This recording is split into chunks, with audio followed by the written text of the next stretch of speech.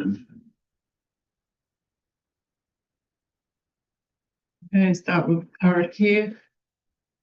Kia haru marino, kia whakapapa panamu te moana. Kei huarahi ma kato I te rangi nei. Aroha atu, aroha mai.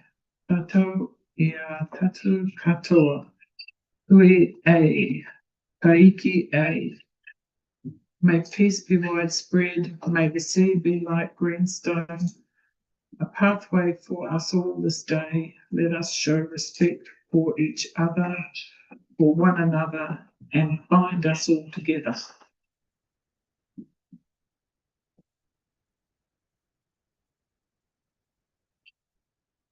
Okay.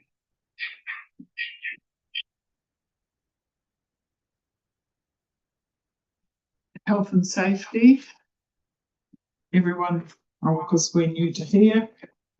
Toilets out the door, turn right, go as far as you can, turn right again. Exit, turn left, out in the car park. Make apologies.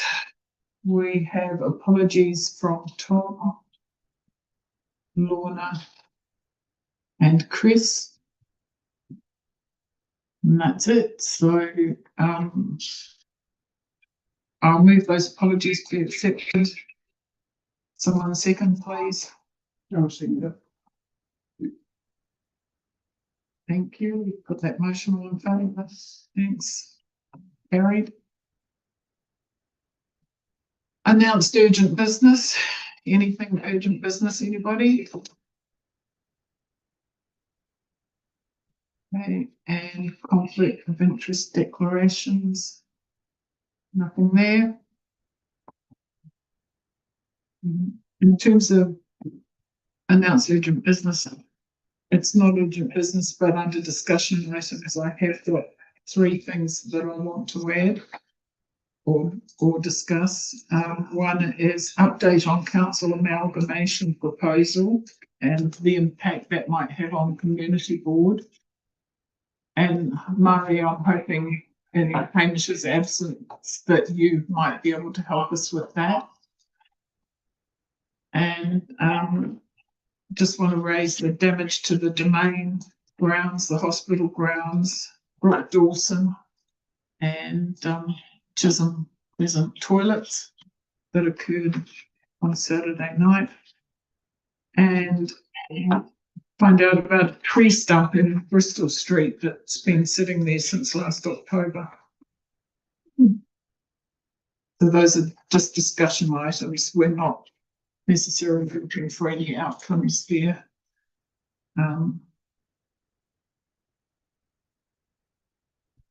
Okay, so moving on to the minutes, page 5. So this is just for matters of correction. On page 5, it's been pointed out that where it says the typo regarding Shalou, it's actually supposed to be Chillu with a C. So whereabouts is that movie? Under that first bullet point down there, under minutes for confirmation. D-A-G-L-L. D-A-G-L-L. W. Yeah. That's what it says, yes. It's not S, it's C. Oh, C. Yeah, Oh, it's just the change to the C. no problem. Sorry. Okay, page 6. Anything on page 6 for correctness? Page 7.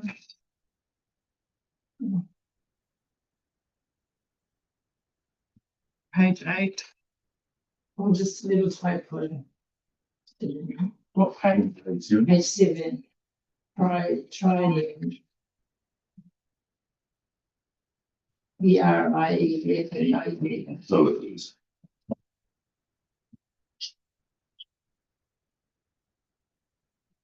And number 4, the second thing, where it says it was noted that civil difference, Is it meant to be civil defence? Yep.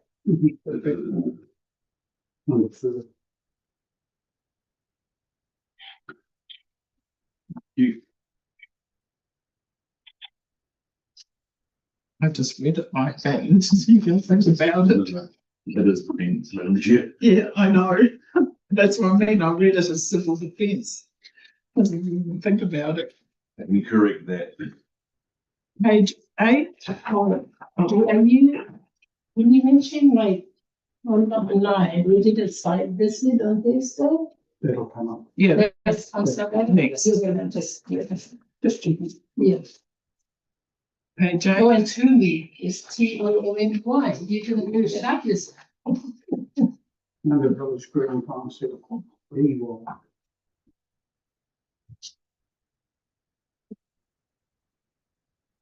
In Davis at the bottom. Davies. It should be Davies.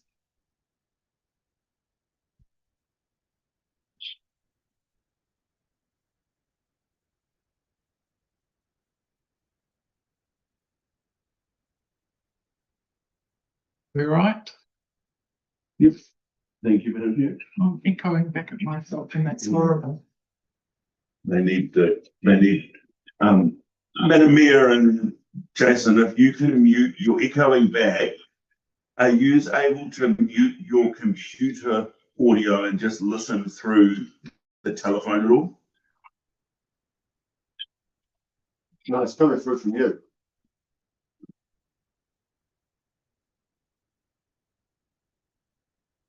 I'm on mute as well.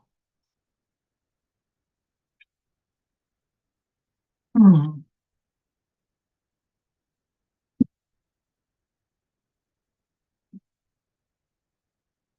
I'll keep trying. Okay, page 8. Anything on page 8? Long-term plan says 100, include 150 celebrations. That's a lot of celebrations. No, years. I mean, years, 150 years I had the word here. Celebration. this need for a year. Page 9.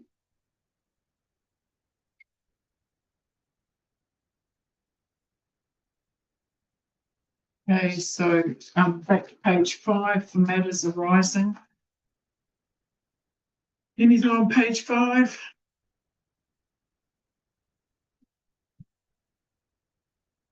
Page 6.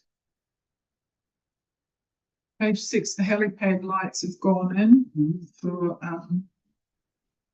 everyone's information. Have we heard back from, what's his name, Richard Campbell for the plan? No, I haven't heard back from him. He is back in town, but I haven't heard back yet. And what about the signage? Cycle signage is ongoing discussion with Josie. Okay. Do you mention it the other day? The road safety, Argolands Road, I think we were sent round that information. I think there's been three Reported accidents. Yeah, 3 reported accidents. So it's a hard one because I feel like, okay, they're speeding and they're doing the wrong thing. But if someone's family member or child who's learning to drive goes down there and they're speeding and they're killed by going round there, then that's, the fact that there is some signage there. I know Hamish felt that it was reasonable signage. I don't think we're all going to feel good about it, and that isn't going to cut the mustard. I did notice going down there, as you go down Argolands Road, past the golf club, going south, that one of those signs, I'm not sure, you might be able to help me with that, the signs that have the squiggle on them, that to say that there's a wide area. Because as you're going down that first that straight part outside the golf club, there's absolutely nothing at all to indicate. And the first curve you come to just curves around it, and it seems okay. It's that second one, and that's where they're losing it. And I just felt if there was a sign that said that there is a windy road around the corner, that might help. I mean, we can't do any more than that, but I felt one of those signs might be useful, but perhaps you can talk to us on that, please. Well, Madam Chair, we have to comply with the road traffic signage, which is known as MOTSAM, and we do. So if you want to go somewhere above that, we can do that, but we would have to look at what our options are around, because it needs to be technically correct as well. It's not just a case of putting in a wiggly sign, as you call it. Sorry, what are those signs called? Well, there'll be the warning signs, and that will have a technical name. But if we were to put that in, then, like I say, it's got to make sure it's got the right sight alignment, it's the right distance away from the curve. But as Hamish mentioned last time, our job is to set the rules. It's police's job to enforce. So we can have a conversation with the local police to see what they can and can't do around this. But I think you've probably got the same risk on many other roads around the place. If people decide they want to go faster than what they're permitted to, then that comes with inherent risk. If having one of those warning signs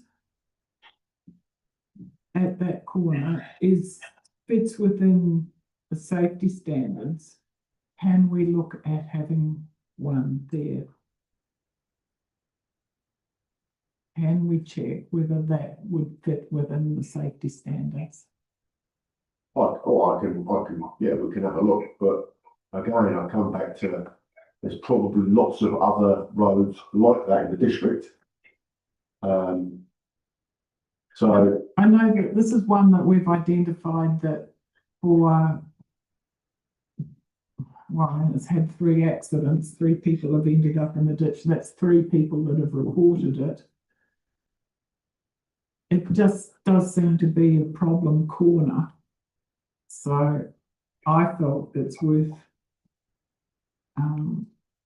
just making sure that we have got the signage that I'm not expecting to go outside the signage, but I think it would be good to have some kind of warning signage there if that fits within the standards. If we can look at that, I'd appreciate it. can I just clarify then, please? When you say look at that, what do you want us to do? To see whether, if that fits within the standards, would like to see one of those warning signs put there as you come down past the golf club. Is that something that with the community board would be willing to fund? It's not going to be a massive cost. I can't imagine it would be a problem for us to fund that. What about those half arrow things? We had say 3 of those. The chevrons. Yes. You know, sort of going around the corner. Would that be good? Oh, yeah, those as well. Yeah. Well, there's chevrons on the second corner, but if you're coming around that first curve too fast, doesn't give you time to see the chevrons in time. Because you've got a notice there to say, it's 22 of them, 20 to go around the corner? 25. 25. Yeah, but then if you had them continue on. It's too late by then. At least a visible one. Well, I don't know. What do you guys think? Are you prepared to pay for a sign, a warning sign, like one of those? A winding road one. Yeah. At that point. You need to know the cost. There's also a mention of Are you the looking there? government advisor to obtain CAS for update data. Right. Again, the sentence reads the governance advisor to obtain CAS data has, yeah, that's the stuff that you already said. Is there That's been sent around. Oh. Yeah, we all received the email on that, and that's where it identified that there had been 3 reported accidents. Should we check with the police and see what their thoughts are? Well, the council is the road controlling authority, and the council decides where signs go and where they're needed, and they make sure that they're in accordance with MOSAM, which is the code resolution. So what it sounds like you want to do is go above and beyond MOSAM, and we're funding to meet the MOSAM requirements. So if you want to do an extra site, it's fine. I mean, we need to have a look at it and make sure it is fine and it fits the rules. But if that's something that you choose to do and you're prepared to fund it and you make a resolution on that, then we can get into it.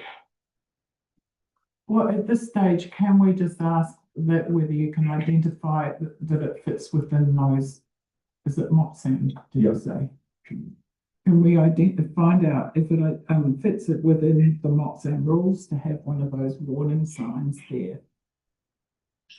Please. Well, just to be clear, so you had a conversation about the warning sign, but also the chevrons. So what does it want? Was Tom not going to go and check in with some friend of his up here who was?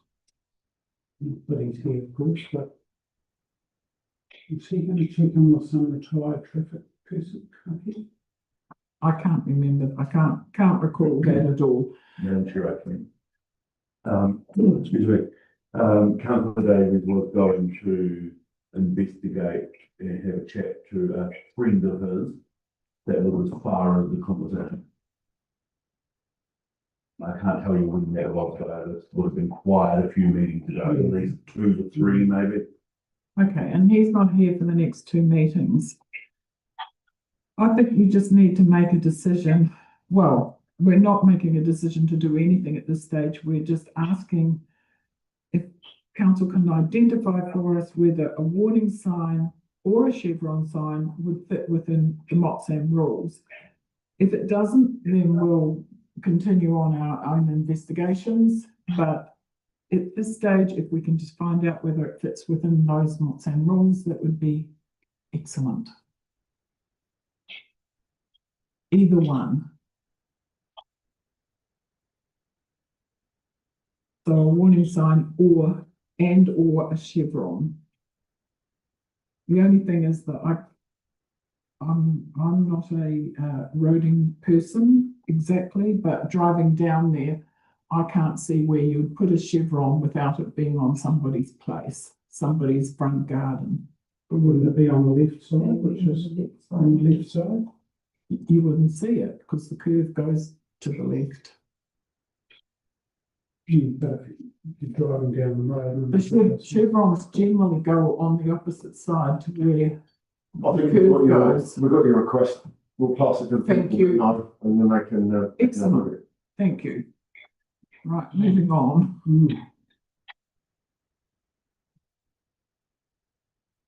Foursquare, we asked the community board supports the sealing over of the sections where the cherry trees were removed. And the Foursquare owners have verbally agreed to fund the purchase and installation of the additional seat. Do we need to contact the Foursquare owners, or is that up to us to do so ourselves? Or do we write to them and confirm that agreement? Madam Chair, my understanding was I passed it back to Dent and Josie, who dealing with that entire situation. So they'll do the work order, but then the contact to the Foursquare, is that something we need to do? No, Josie did it. Okay. Yeah, I think one thing around this one, we probably just need to change the wording around the resolution, because it says that the community board supports sealing over the sections, where it actually is saying that that's what you want to happen. Okay. So that means that officers might take that as they've got to go and engage in more dialogue. So with the community will support it. We did that with Hamish last time, but there you go. So what do we need to do here, please? Do we need to withdraw that motion and put another one or? No, it's good. But if all I'm saying is, if I'm not at the meeting, then I don't necessarily know the true No, contents of. I understand that, but So so you're just saying in future? Yes, Do that. Okay, thank you. So that's dealt with. That's dealt with. Okay, page 7. The only thing I've got on here is number 9, the disc golf. So Boyo and Anne met with the Vortica people, and so I'll get you to talk to that. We had Graham Shaw and I'm teaching, I suggest we deal with that in the action list because that's an action item. Okay, Since there's another update with it, well. that's fine. Obviously, great. Page 8. Cemetery plaque.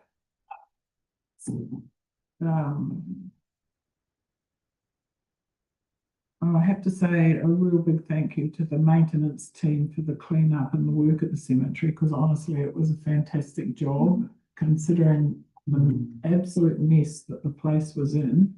They have done really well. But we had this discussion last time about the number of headstones, particularly the historic ones, which are lying on the ground or tipped over. There are 1 or 2 new ones. So we just wanted to know whether council has gone ahead and contacted those people, looked at the records to see if there are people who they can contact who will fix those headstones, or whether we can do something ourselves with them. Madam Chair, I suspect that no contact has been made as yet, because one of our primary resources that helps with the cemeteries has just moved into another job. So we're just a little bit short in that area at the moment. So we're just working our way through all of the cemetery work. Could we possibly put that on our action sheet then for once somebody is in that position to actually make sure we do contact or look at whether we can contact any family in relation to those stones that are still lying on the ground?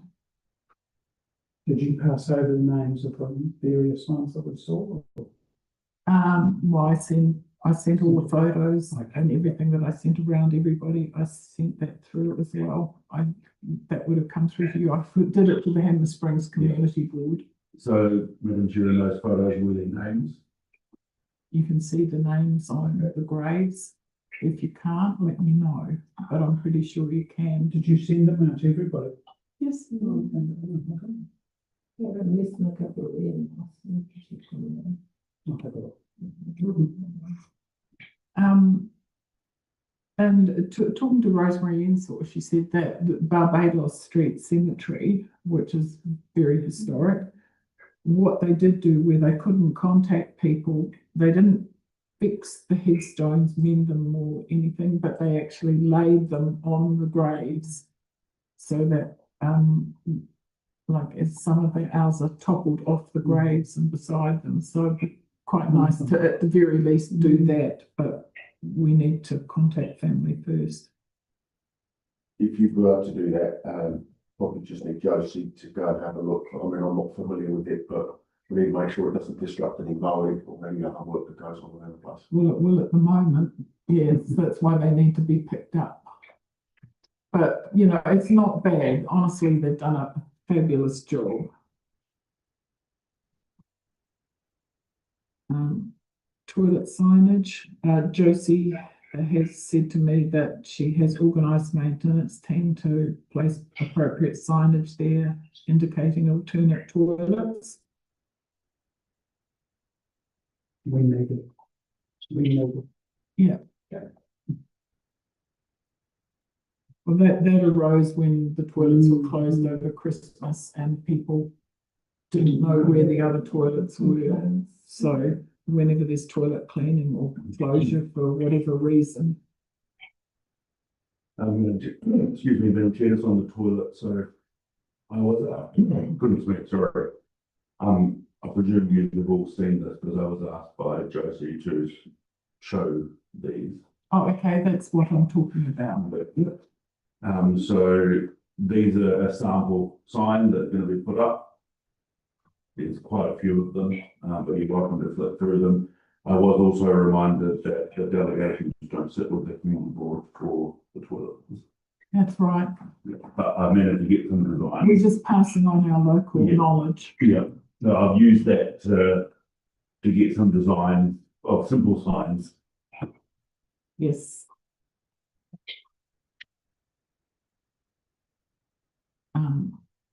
Okay, anybody else have anything else on page 8 or page 9? Nope.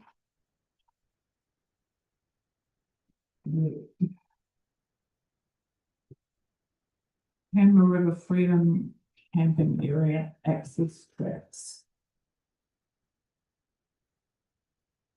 The dam is available. Perhaps you can talk us through the options on this, please. Yes, well, thank you. So they've asked for some information about the Britain camping area, and tidying it up somewhat. And as you can see, Andrew has put a paper together and he's provided some options for you, ranging from full remediation, so dig out formulating properly, which was 47,000 2 years ago. So I would hazard a guess that that's at least a third more than what it is noted. We can just apply some gravel to try and build it up, but the problem with that is that the gravel eventually, as people drive over it in wet conditions, will just sink and you'll lose it.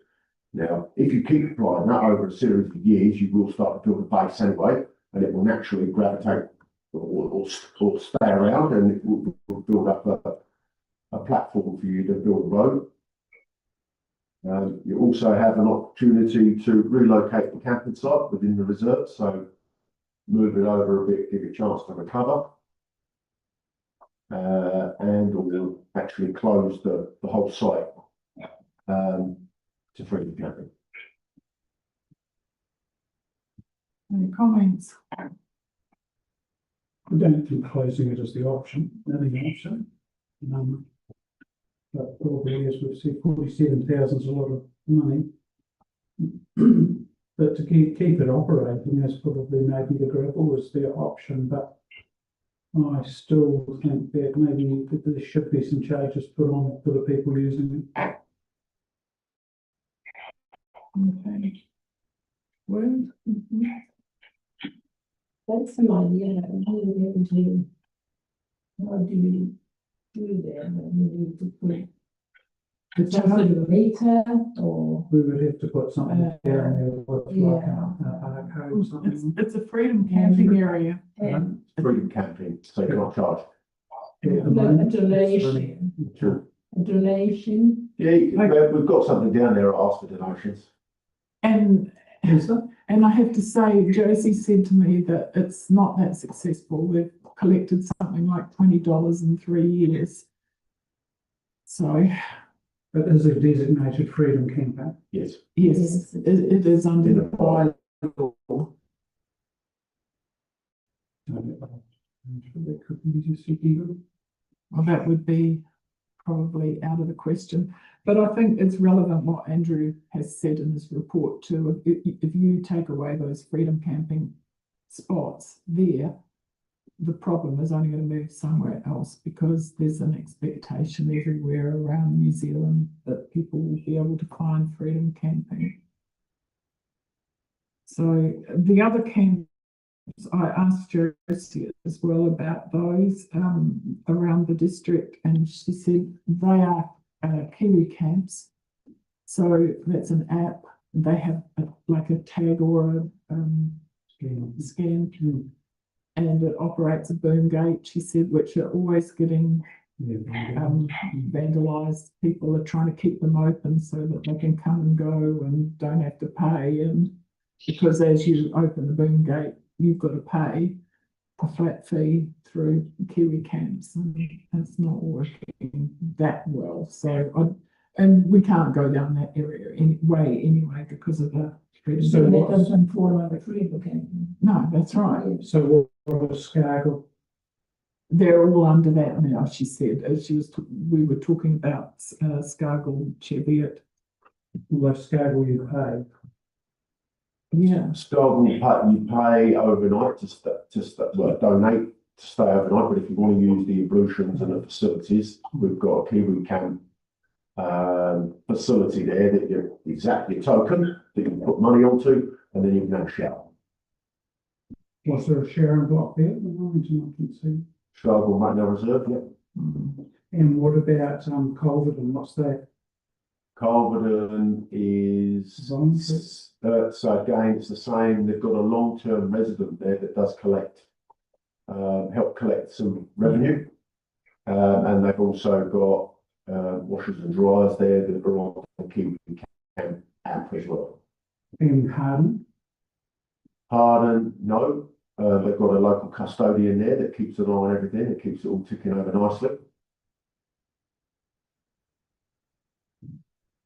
so I mean, those people will need to get paid, and they're also not free camps. Yeah, but they're also campgrounds, not free camping. Yeah, because we pay for people to go and be secure, to make it secure, so that it's not, for people to go and check it at night. So it's a cost. Yep. And if people, if it's too many there. Yep. Well, there's 10 spots. Yes, sir. I just think the village is missing out on any sort of revenue that people are down there, because they could whip in from Willis Pass, park here overnight and then go. So the village isn't catching any potential income. And when you look at most of the caravans that are down there, they certainly aren't worth $10. Probably more like $100,000. But anyway, but you could have some advertising down there in that paddock for some of the businesses, or especially niche areas. But if it's freedom, why would you?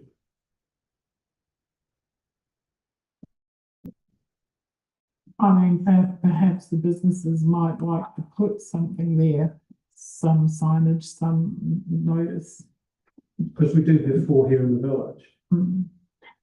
We do, but I mean, there's plenty of times where these ones are full along with the ones in the village. And I really do take the point that Andrew's saying there about the fact that you take them away from there and the problem's only going to move probably into the village or elsewhere anyway.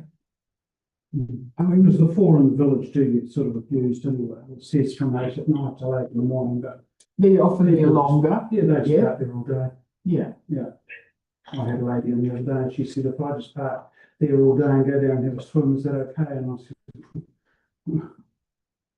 you're taking the piss, really? But I said, that's up to you.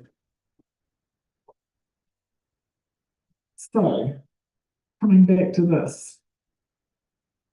Well, I don't think we've got any option, have we? It's just going to be gravel. Oh,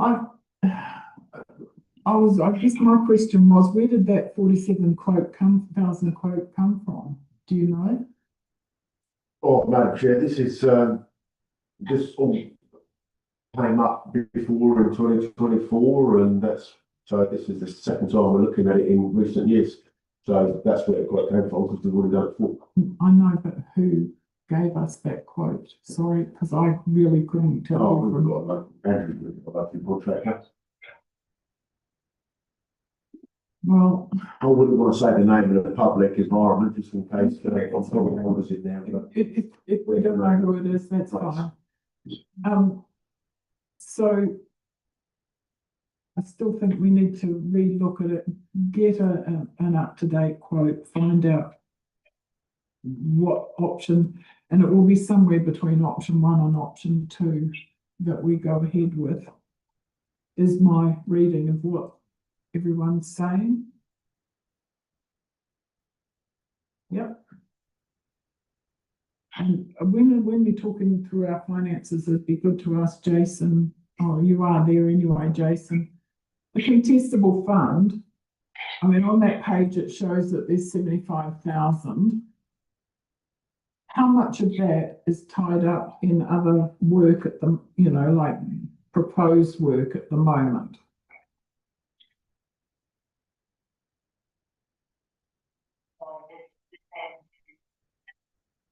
Just looking at the contestable fund.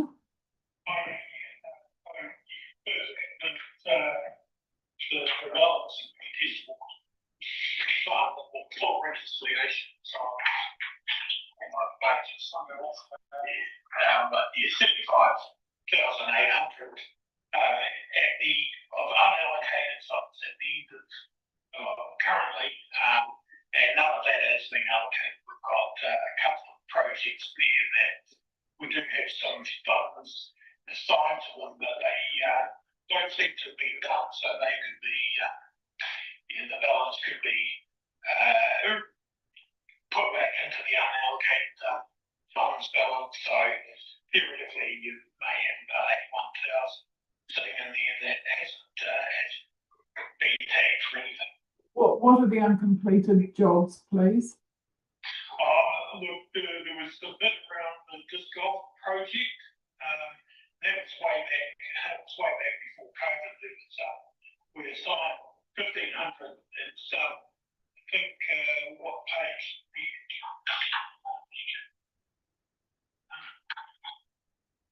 If you look at page, it's sitting on page 40 of your agenda. So yeah, there was a project way back in 2019 for disc golf project, the design work. We set aside 1,500 and spent just under 1,000. We did assign $4,000 budget for some expenditure in the hall, which I can't see has come through the contestable fund. May well have come through the amenities fund. It has, it's been done. It's been done, yeah, okay. There's some work on fence on the Conical Mill entrance way, which we had a budget of or an allocation of 5,200, which we only spent 4,300. Yeah, that's been done too. Okay, so you're right, none of those jobs will be going ahead, and anything to do with disc golf it's new and still to come, isn't it? Then. Okay. So there is the option of the contestable fund, but we do want to get some proper up-to-date estimates or quotes and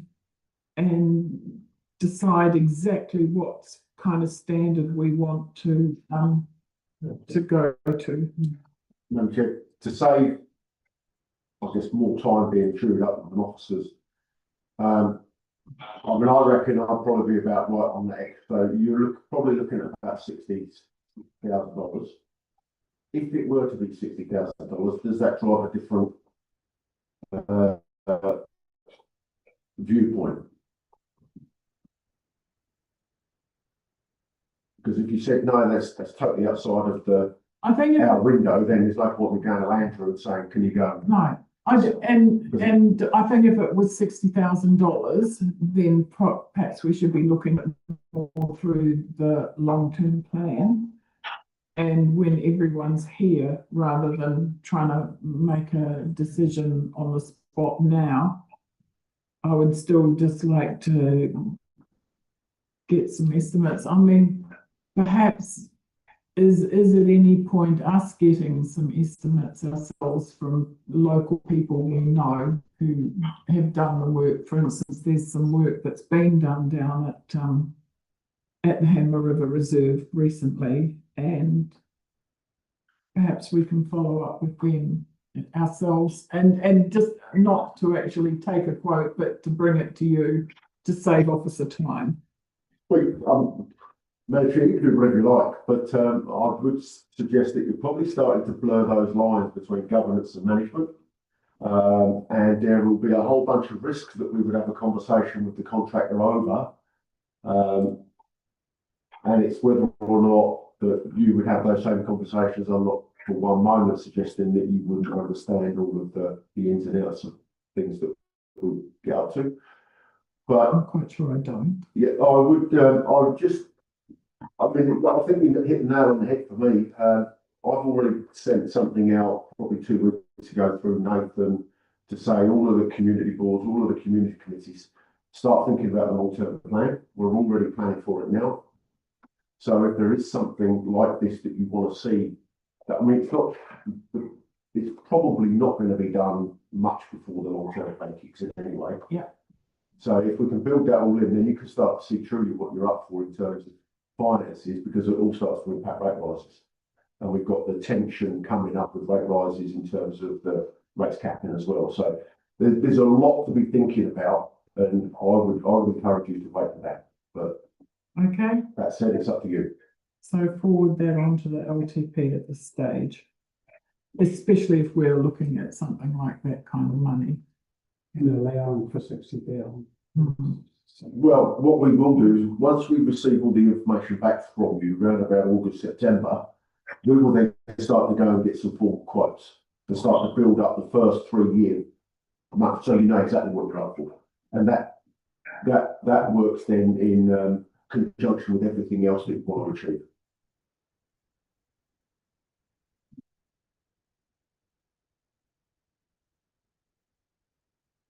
Thank you.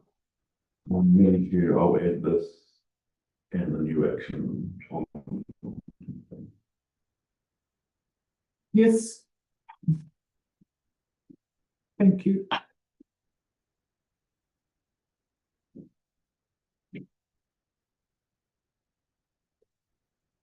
Okay, so that covers those pages.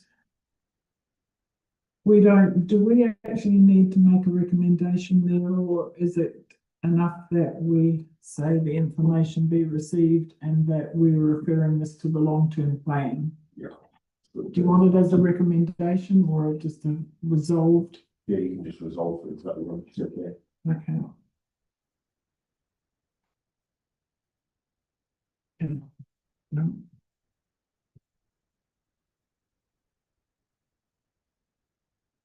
I did have one question just on page 15 there about that. Our contestable fund, can it be used for either day-to-day maintenance or just capital works? Ideally, it's capital works, but yeah, it is largely at the discretion of the committees or the community boards. So just if you do use it for that purpose, it's, even though there is a generally an amount that's added to it every year, but that's once it's gone, it is gone. So you've got to sort of weigh up what other particular projects you wish to do with reserves throughout Exactly. the rating area. We can compare them all.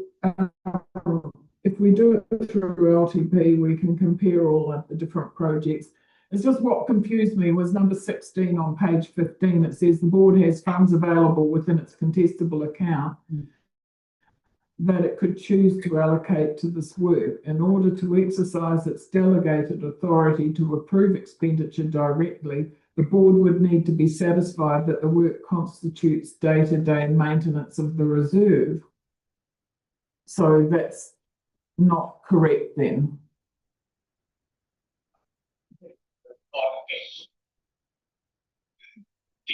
Might not have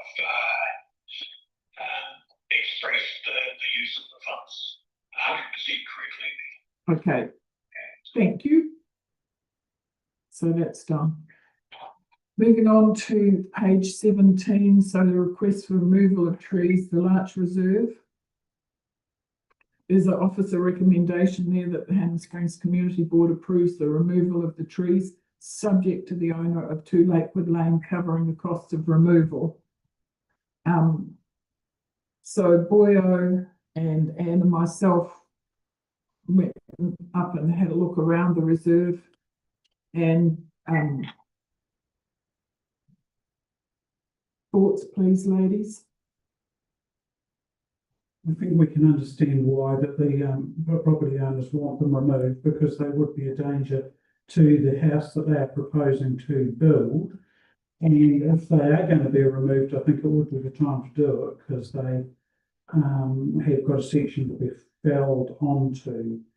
It's just, and perhaps we could suggest that, or after the trees are down, if it's a conclusion, that we put in some sort of planting in there, just some natives or something in the area that the trees were in.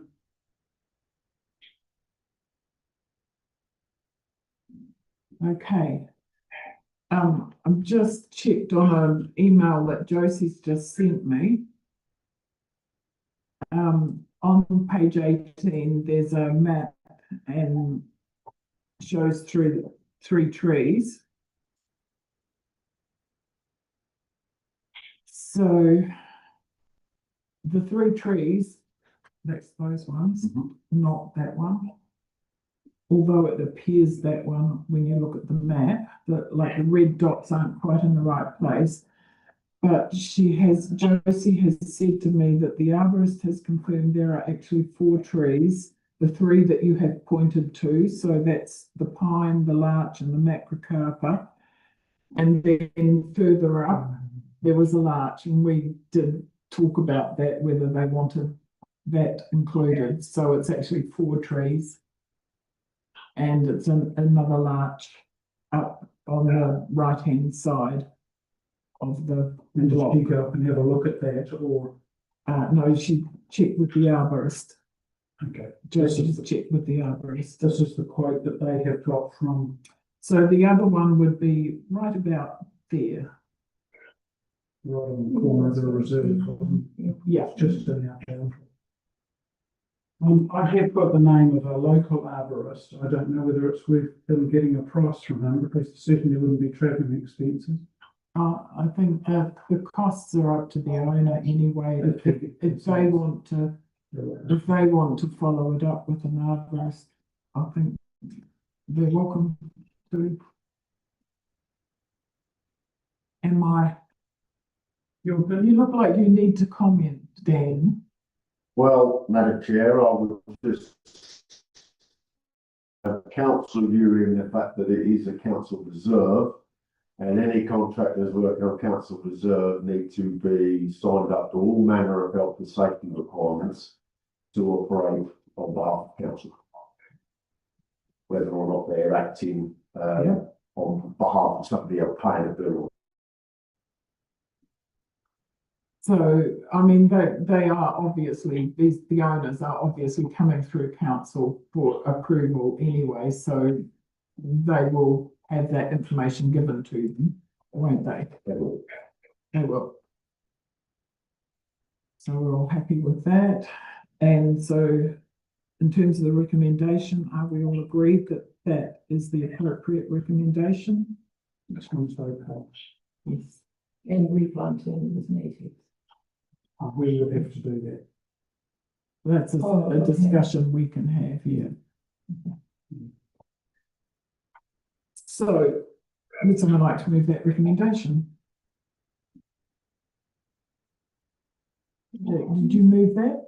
Boyo, seconded Anne? Put that motion all in favour? So aye. Against, carried. Done.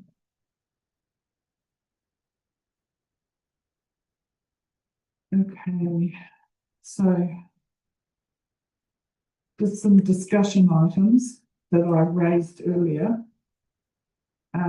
Mari, would you be able to give us an update on where we're at with this council amalgamation proposal and any information you have regarding impact on community boards?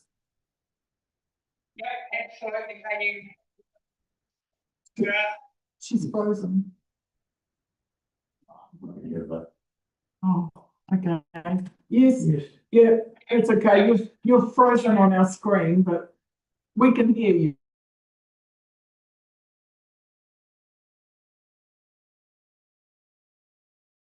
It's been probably in the pipeline for a number of years now, but the government voted last Tuesday with the government announcement around the options available to councils. One is called the Head Start, which is asking councils to work with one or more councils and to position themselves in what's called the Head Start.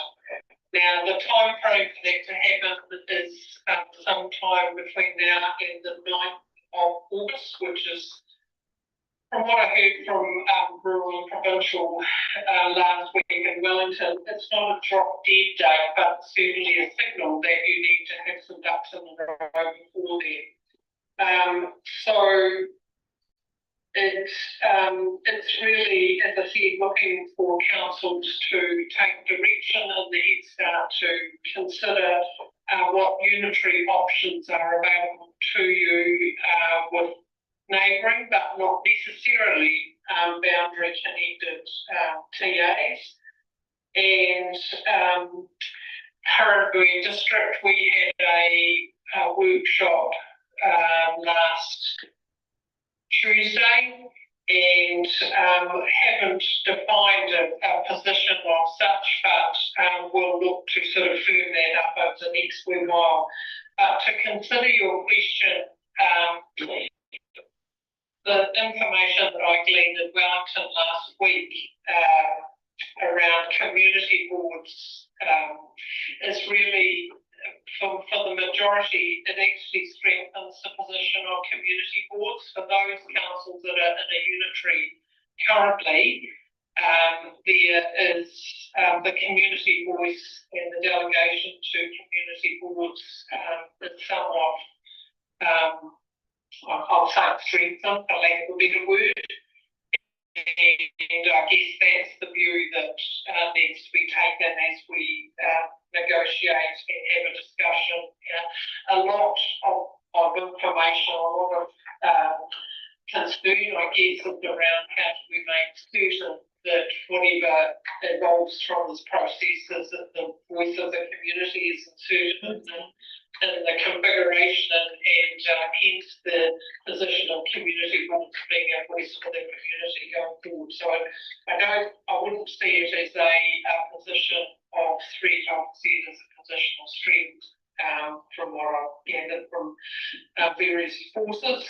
If councils choose not to position themselves in the Head Start, first cab off the rank option, there is what's called the backstop, which from what I understand is that if you haven't had a negotiation with your neighbours or to develop a partnership with one or more councils in the Head Start, it's uncertain where your future might be, because the backstop position is kind of what the government have been telling us, is that we'll put you somewhere rather than you positioning yourself where you might be in the position that you would like to be. So that's kind of sitting for us. So either Head Start or backstop.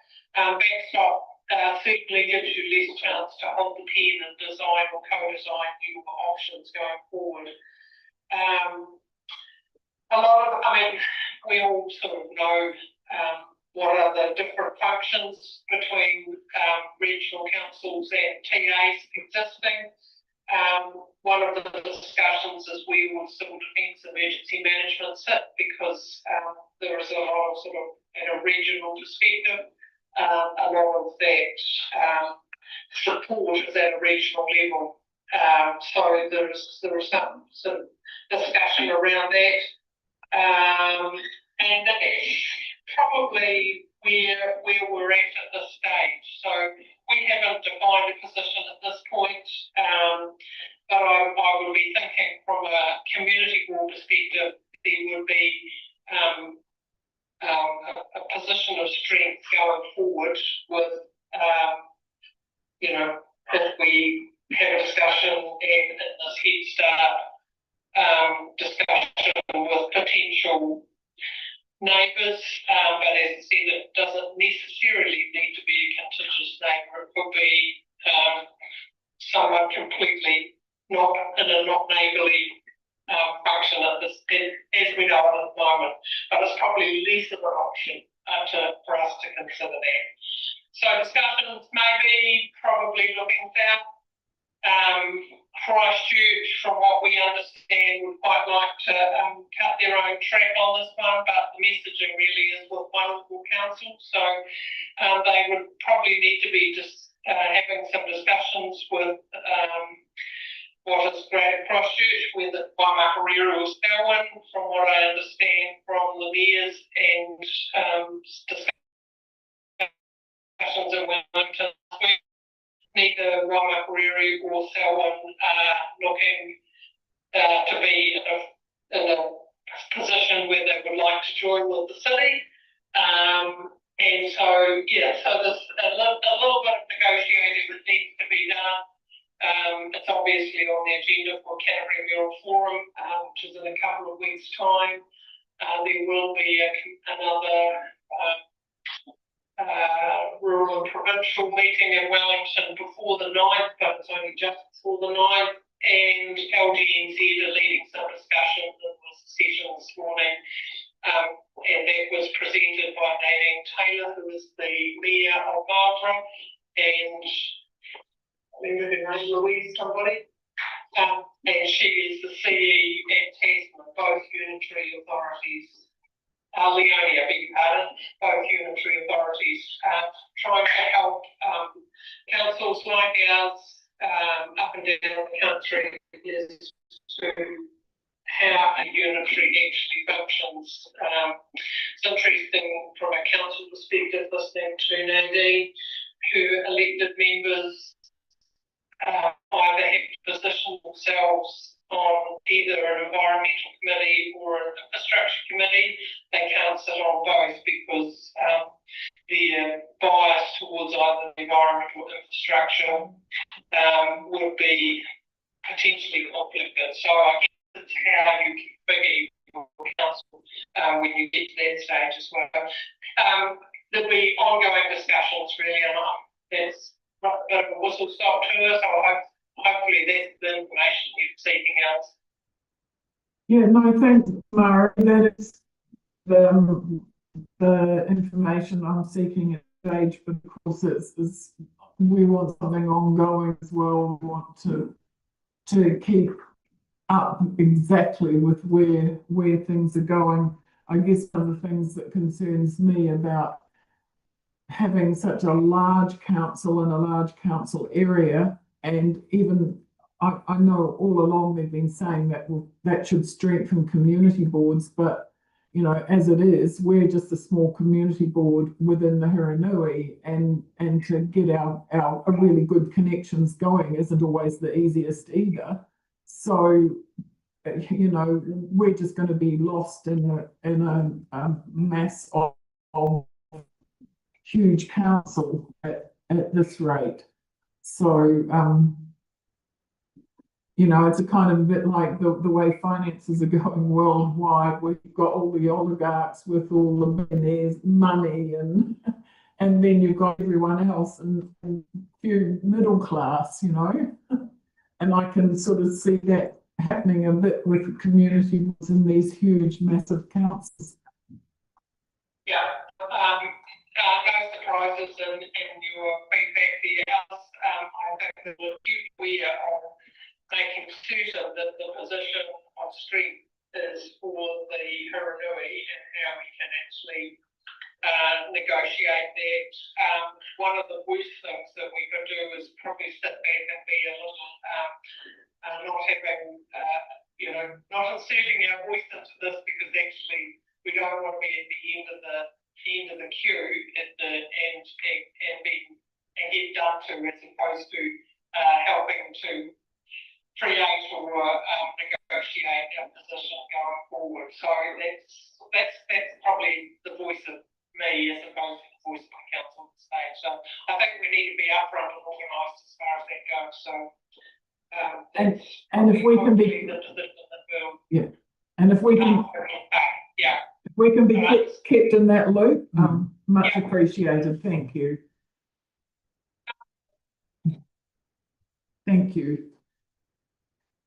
Okay, next on the list, damage to the domain, the hospital, Brook Dawson, Chisholm toilets that happened on Saturday night. I guess the main thing is to ensure, because it's all council property, to ensure that local police are involved and that the report is asked or sent to them regarding this and how they might follow that up. There's quite a lot of information on the Hanmer Facebook site of the cars that were running around town. There must be CCTV footage around town that will pick these people up as well.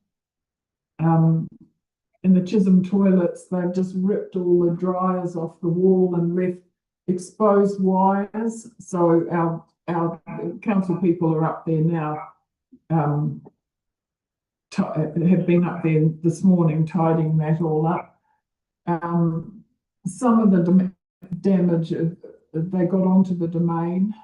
So there are a couple of areas on the domain that actually need gates or posts put in place. One near the main gate and another one down the end of the playground. And Brook Dawson, it was locked for the night at about 8 o'clock, but they had already been down there and done wheelies on the grass. They've done wheelies all over the rugby pitches on the domain.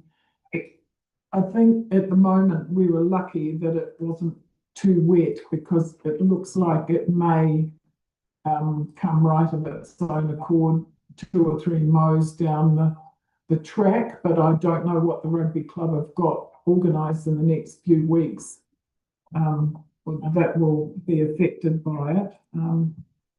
Yeah, it's pretty disappointing, but I just want to make sure that somebody makes a complaint to the police and they follow that up, since it's all council property. No doubt there's other damage around town too. I wouldn't be surprised.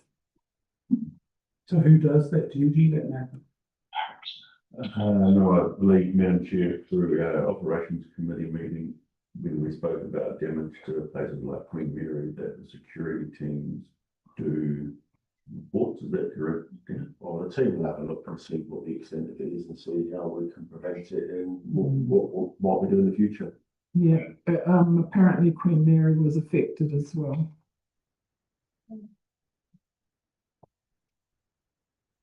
But I don't know exactly where or what there. But somebody said to me just before the meeting that it was. Can I just say, Madam Chair, that I would reinforce the remarks about informing the police. I'm sure it's been done so, but what I've learned through the policing restructure, how important it is for us as community to inform the police so that actually they get the numbers to ensure that we retain the services of our police numbers going forward. So I think it's a bigger picture we need to play here, and hopefully we will follow that through with a formal report to police. Probably sooner rather than later, Murray. Yeah. Yeah. Thank you. Okay, and the final one I had there was a tree stump in Bristol Street. There's a giant tree stump that's been there since October. It came off private land. And okay, thank you. And it's still sitting there all this time later. And have asked questions around town as to what and why, and was told that council told the contractor to, once it was put on the road reserve, once the tree stump was put on the road reserve, that council staff asked them to stop doing anything, and there it is sat with cones around it, so I'm not sure what the background is there. Can you help Dan? Well, I emailed Josie when you mentioned it earlier, and she said she doesn't know anything about it, so I'll need to go and find out if anybody knows anything about it and who said what and why. Yeah, Because all the trees completely, gone, chopped up, and it's all been, over, but the big stump still stood in front of the garage of the house next door. When you say, so the stump's been ripped out the ground? Correct. yeah, Oh, it's just lying there? Yes. Okay. Yeah, well, on private property, But it is, Right, it was on their private property when it was blown over, because it squished the garage. but is now on council. it's now on road reserve. Oh, okay. All right. And you know which property that came from? Number one. Number one, all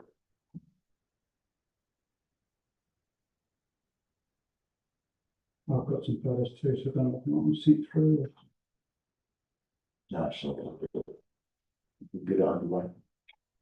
That's there, you've seen it. Yeah, right.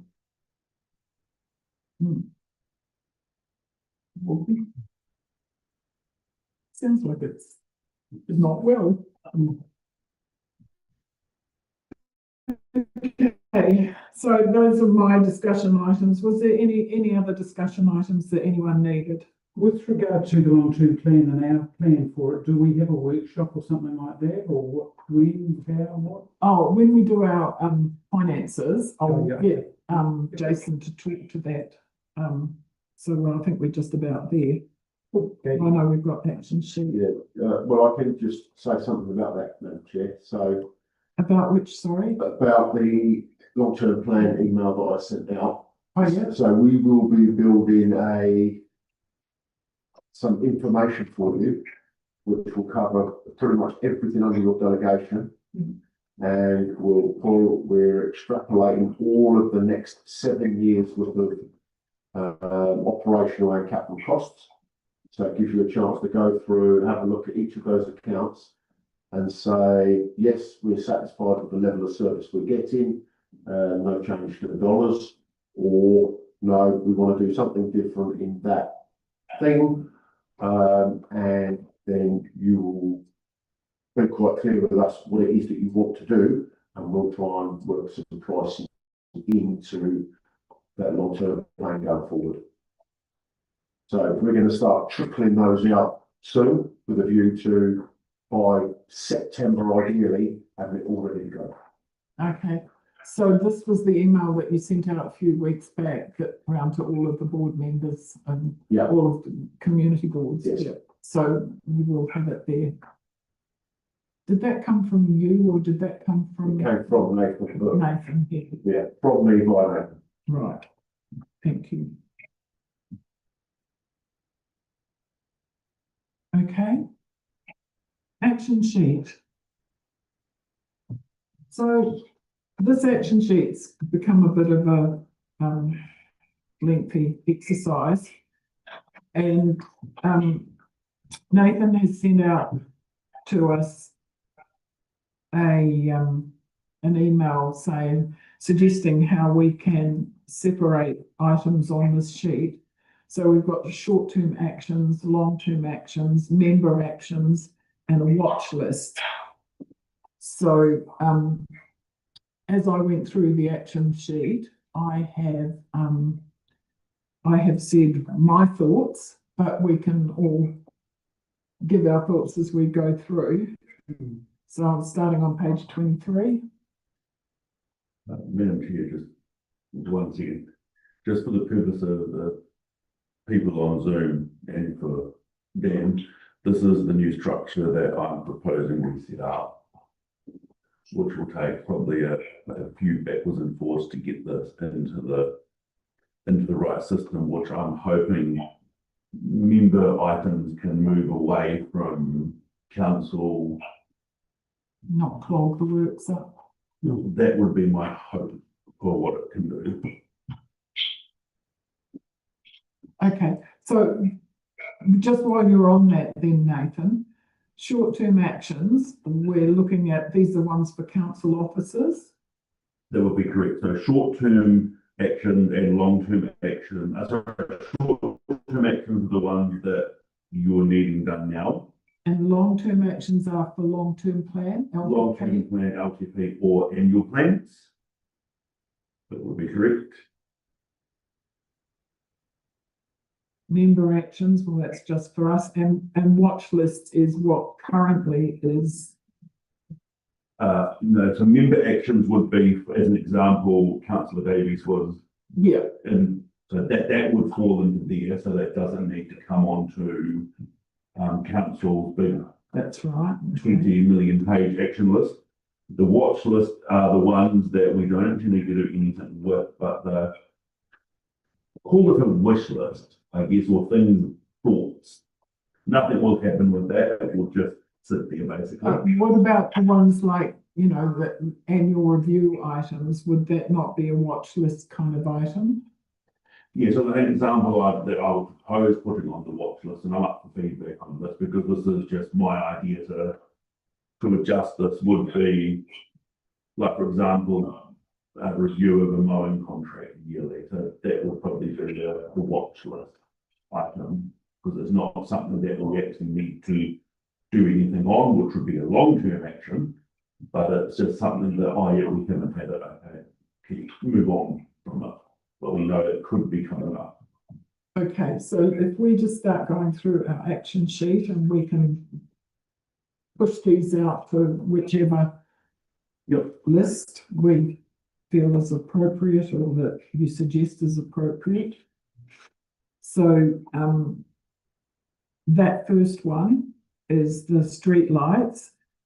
And basically we could get rid of all of the history there apart from the very last 26th of the 3rd.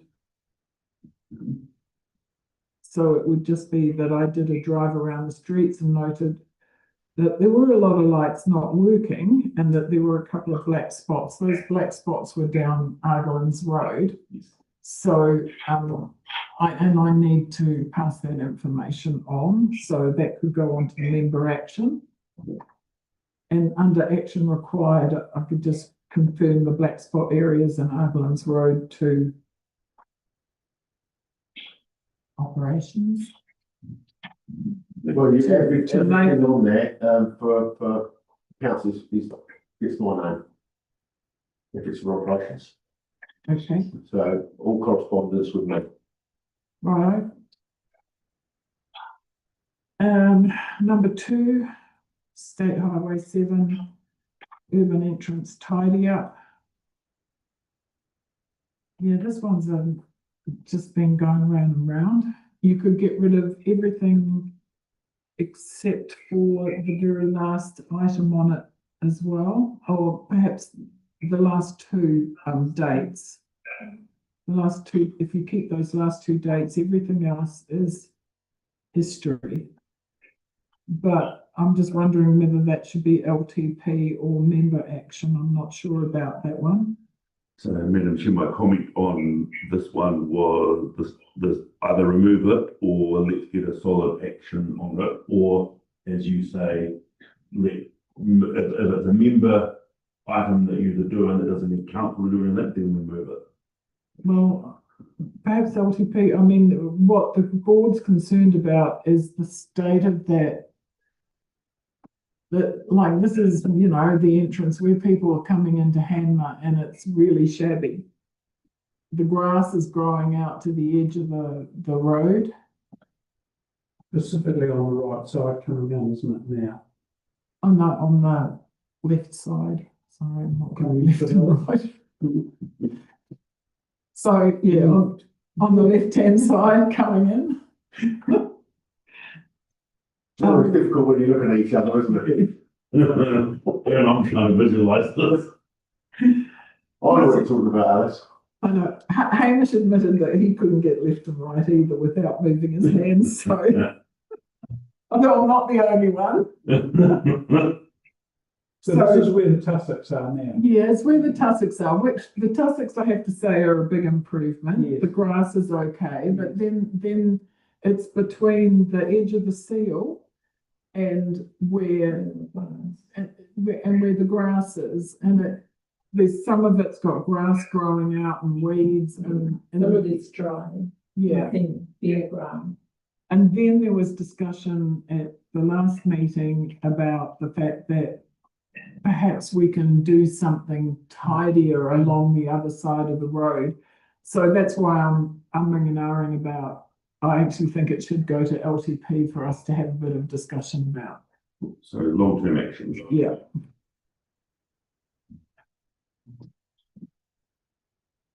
Okay, number 3.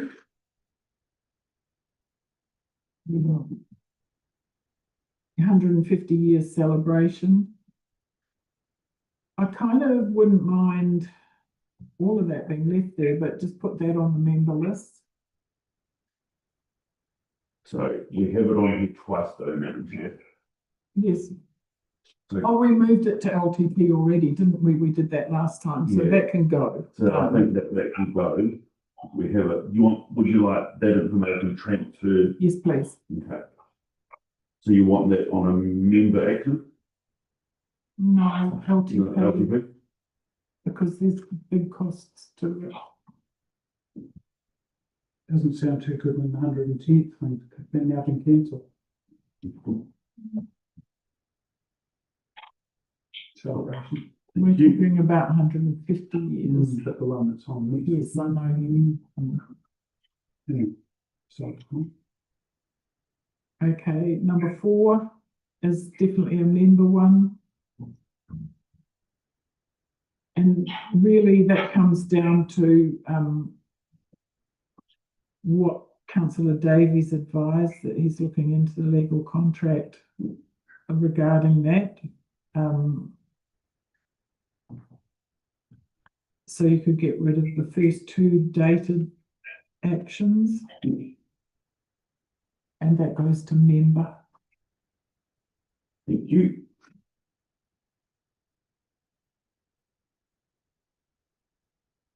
And we probably could add to that too, though, that Tom and I will be talking with Pauline regarding the Heritage Forest area. She has asked us to have some discussions about the future of it.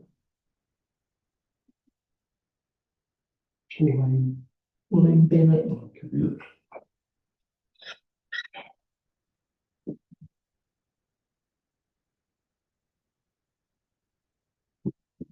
Number 5 is one that's Tom's, and just put it under the member one for now, and he can deal with the status of the action.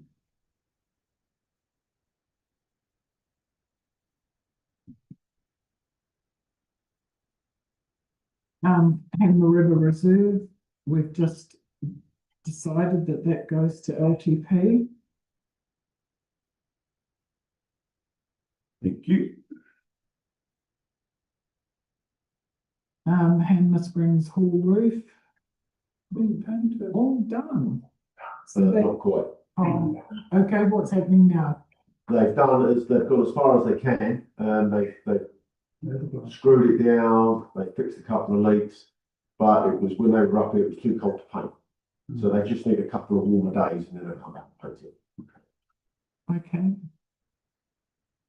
So you're all prepped up. we'll just leave that there for the short term. It's happening.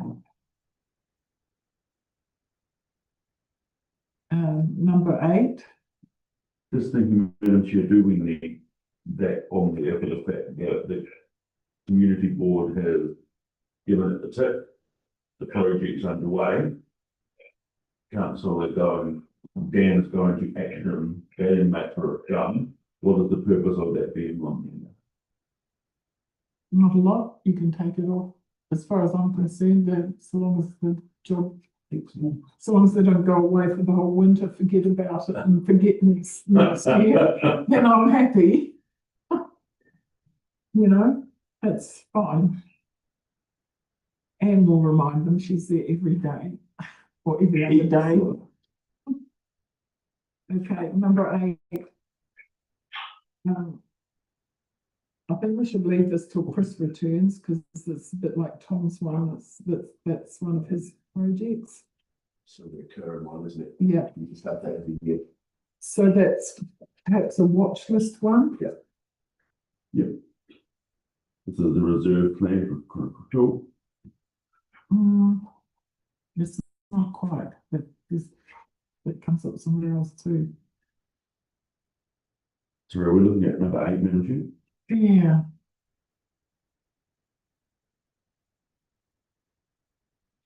It's, put it on member actions for now, please.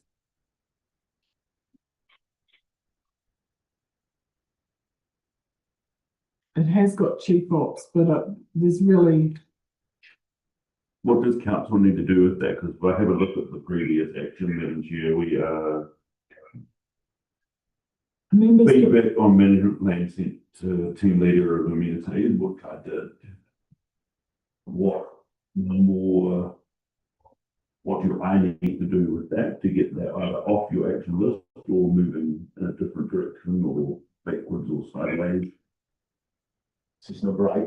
Yeah. So number 8, so when we when we bring back the plan for review, that will be included in it. Okay. So that'd be long-term plan? No, it's just so that plan gets reviewed every year. Okay, thank you. Watch list perhaps. Watch list. Perhaps you could call that watch list / annual review because. Yeah, because the wind, what's it called?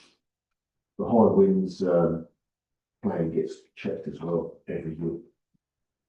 Snow. Snow plan. We'll do that, no problem. And severe weather closure protocols on the annual review items on page 28. Yeah. Okay. So number 9, that's done. It's happening as we speak, sort of more or less. Did you say you had something to update us on with regard to that now? My update was the same as what I think you were about to say, which was community boards met with the designers, so that will start to progress. Maybe next meeting. Cross country. No, we'll see. I don't know what, I can't give you a date because I don't know. That's why I'm saying we'll see. They seem quite confident, and they were to get it to us as soon as possible. Well, then let's keep confident. So should we keep that on the list at this stage and just get rid of some of some of those things that designers. I'll update this to waiting on design. Yeah. And I'll shorten and remove some of the other items that would sections. So short term. Yes. Yeah. Absolutely.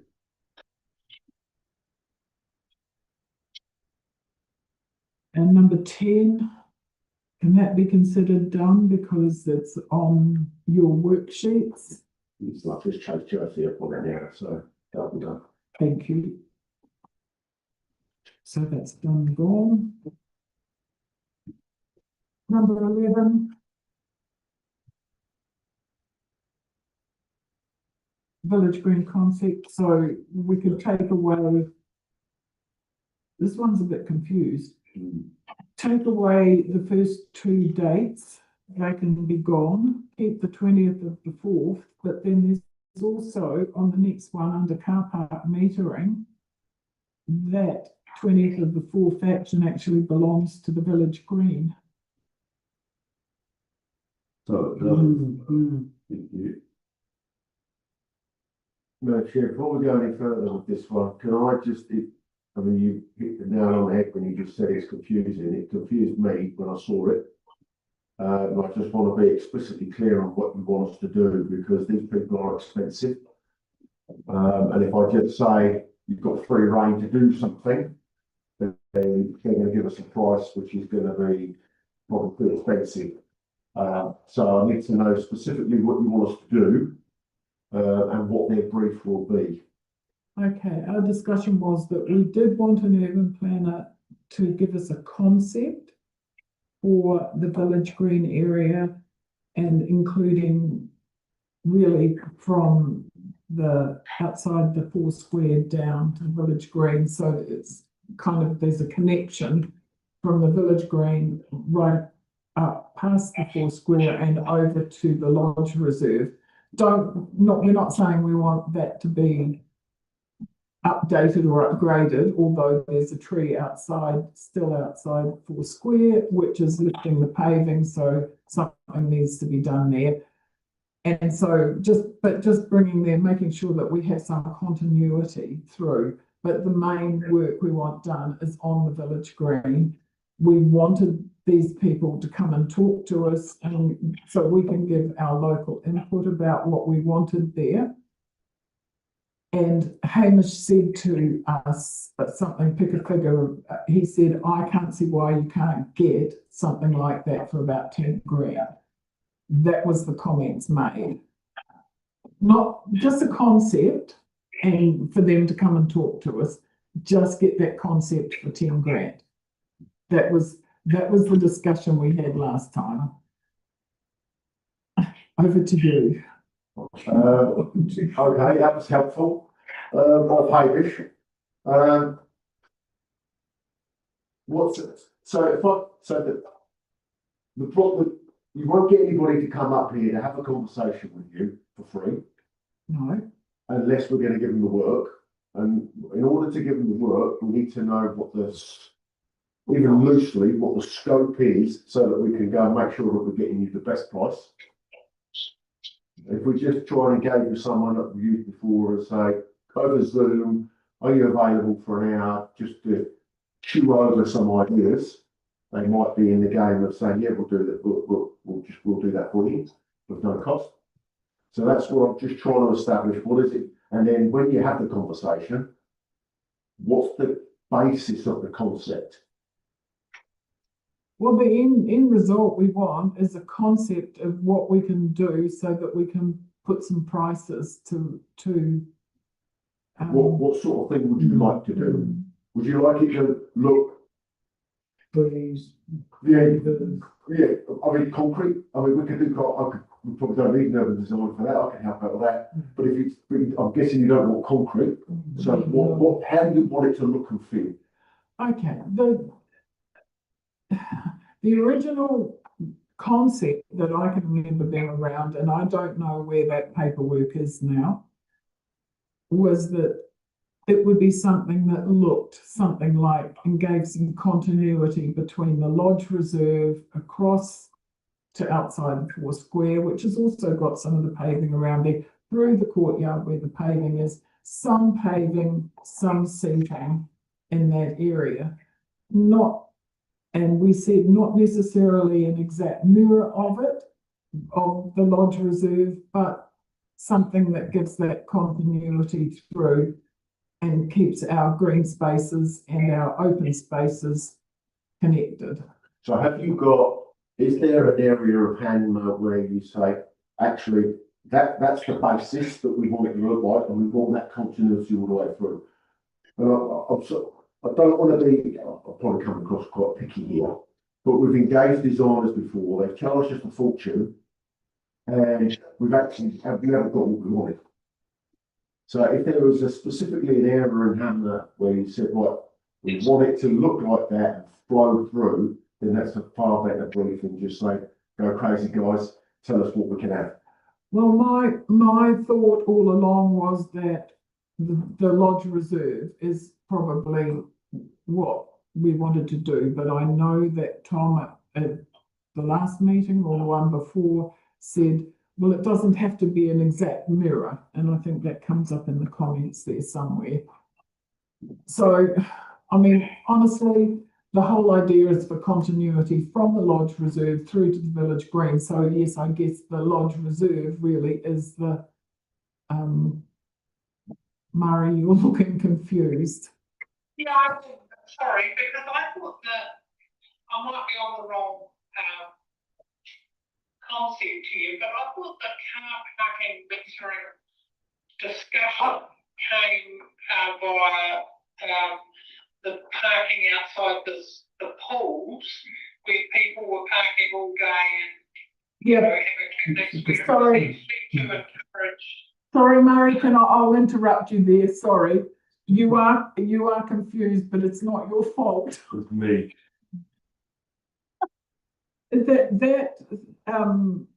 That point, just go back to number 11. We're discussing number 11. Okay, right, yeah. sorry, Madam Chair, I put it in the wrong box. And there is an action on number 12 that actually relates to number 11. Okay, That, all right, I'll go back in my box now. sorry, it's not your fault. I was confused too. Jason's sitting here laughing at me. Back in my box. I want to see if you're all paying attention to what I write. Just pop up when we need you, though.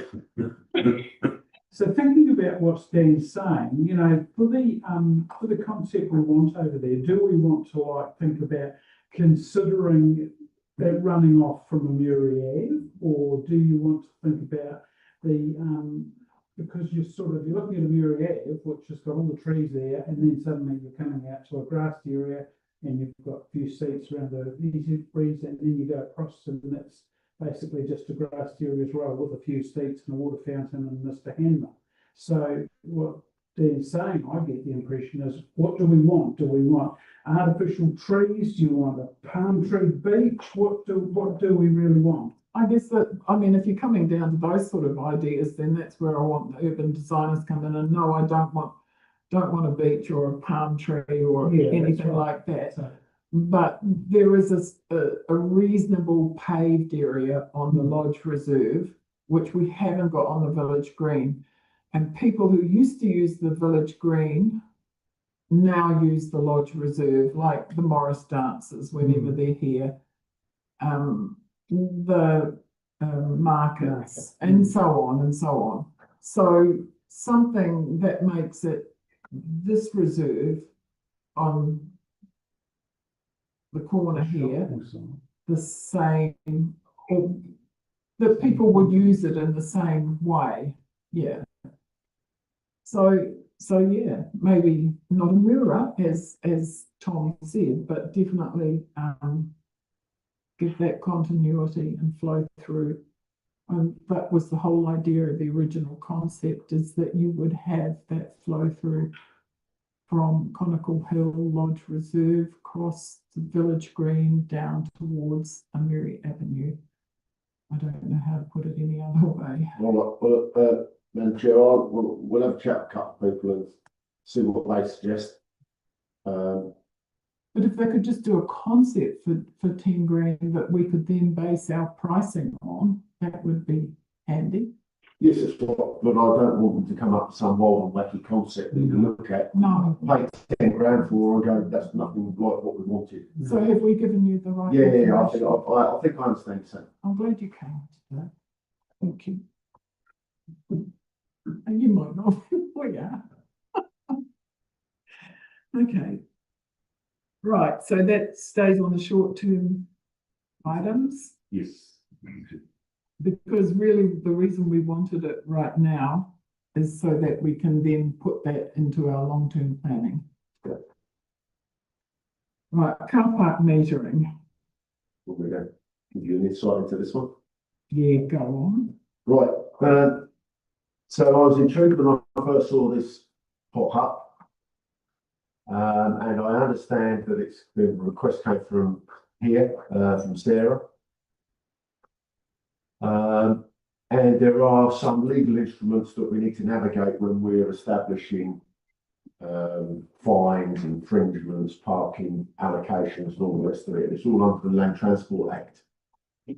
But the first thing I will raise is the optics of actually the request. And I say the optics because I think we need to be careful considering this one, because this is a council organisation coming to what is council, saying I think that we can invoke some parking infringements on people because we don't want them to hang around too long and we want to generate more revenue.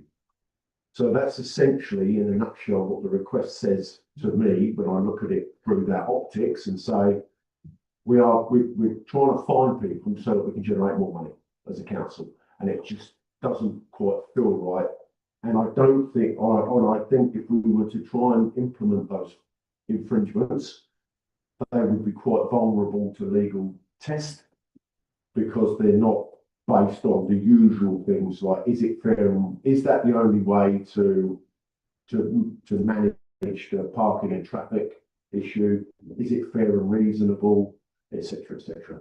And I think we also might need a bylaw, which is one of the things that is very expensive to do.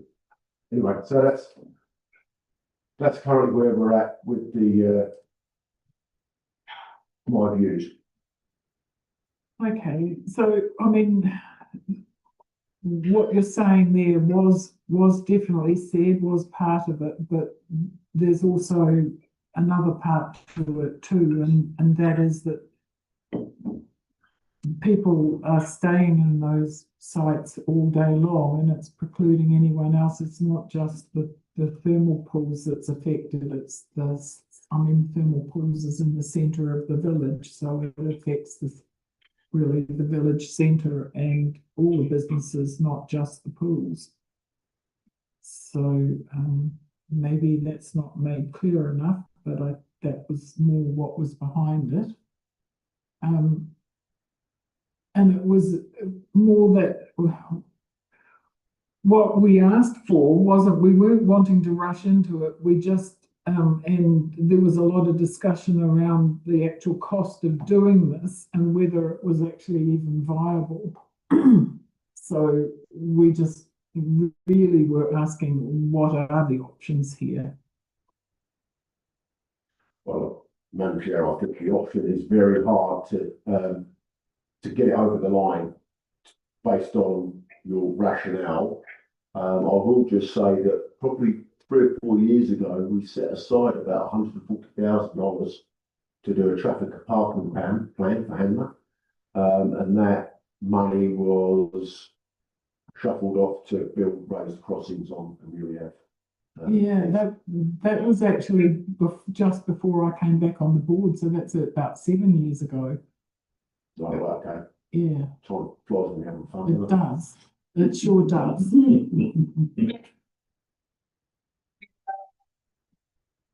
The description that Dan just provided, which that optics I hadn't actually considered, maybe it would be something that you or I, with my support, could consider. We take that back to the Pools Board for a broader understanding of, what is the threshold and what are the issues, and then see, that might provide a bit more of a pathway going forward with better understanding. Just for. No, I think that's a good idea. So if we put an action there that basically echoes what you've just said, what Murray's just said. So who's it going to be? Some of their background, that might be helpful. Yes. Phyllis and I, when we have that discussion. Yeah. Thank you. So Murray and I will Have a chat with you. take that back to the Yeah. Pools Board. Because the thing around the pools area is weird, because on the other side of the Mary Ave, on the right side going up, there is for 60 minutes, Yes. the left side is nothing, both sides of the pool is nothing, but then you've got parking meter in the middle of town and outside the library. So the consistency isn't really that good. Yeah, so what this request has done is set me in motion, I suppose. So I've had a look around the place and I'm not entirely clear if we're totally technically right in the application of all of our parking restrictions. So that's something that we're looking at the moment. Most of them were done, well, way back when before I turned up.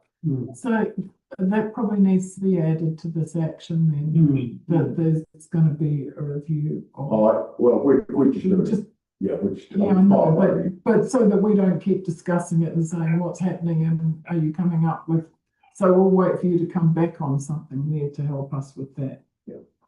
Because the village has plenty of parking if people are prepared to walk, Yes. and it's not that far. Okay, so that one remains on the short term for now. Yeah. No one's saying no, so it remains on the short term. Apologies, yes, that's correct. I see that in my head. Okay, So what they were. ding. Sorry, number 13. Member This is goes on to the member one. Number 14 goes on to the member one, and under the date 20th of the 4th, 26th, Tom said he would talk to the men's shed too, if we can add that to it, because he did say that. This is for action 14 or 15. 14.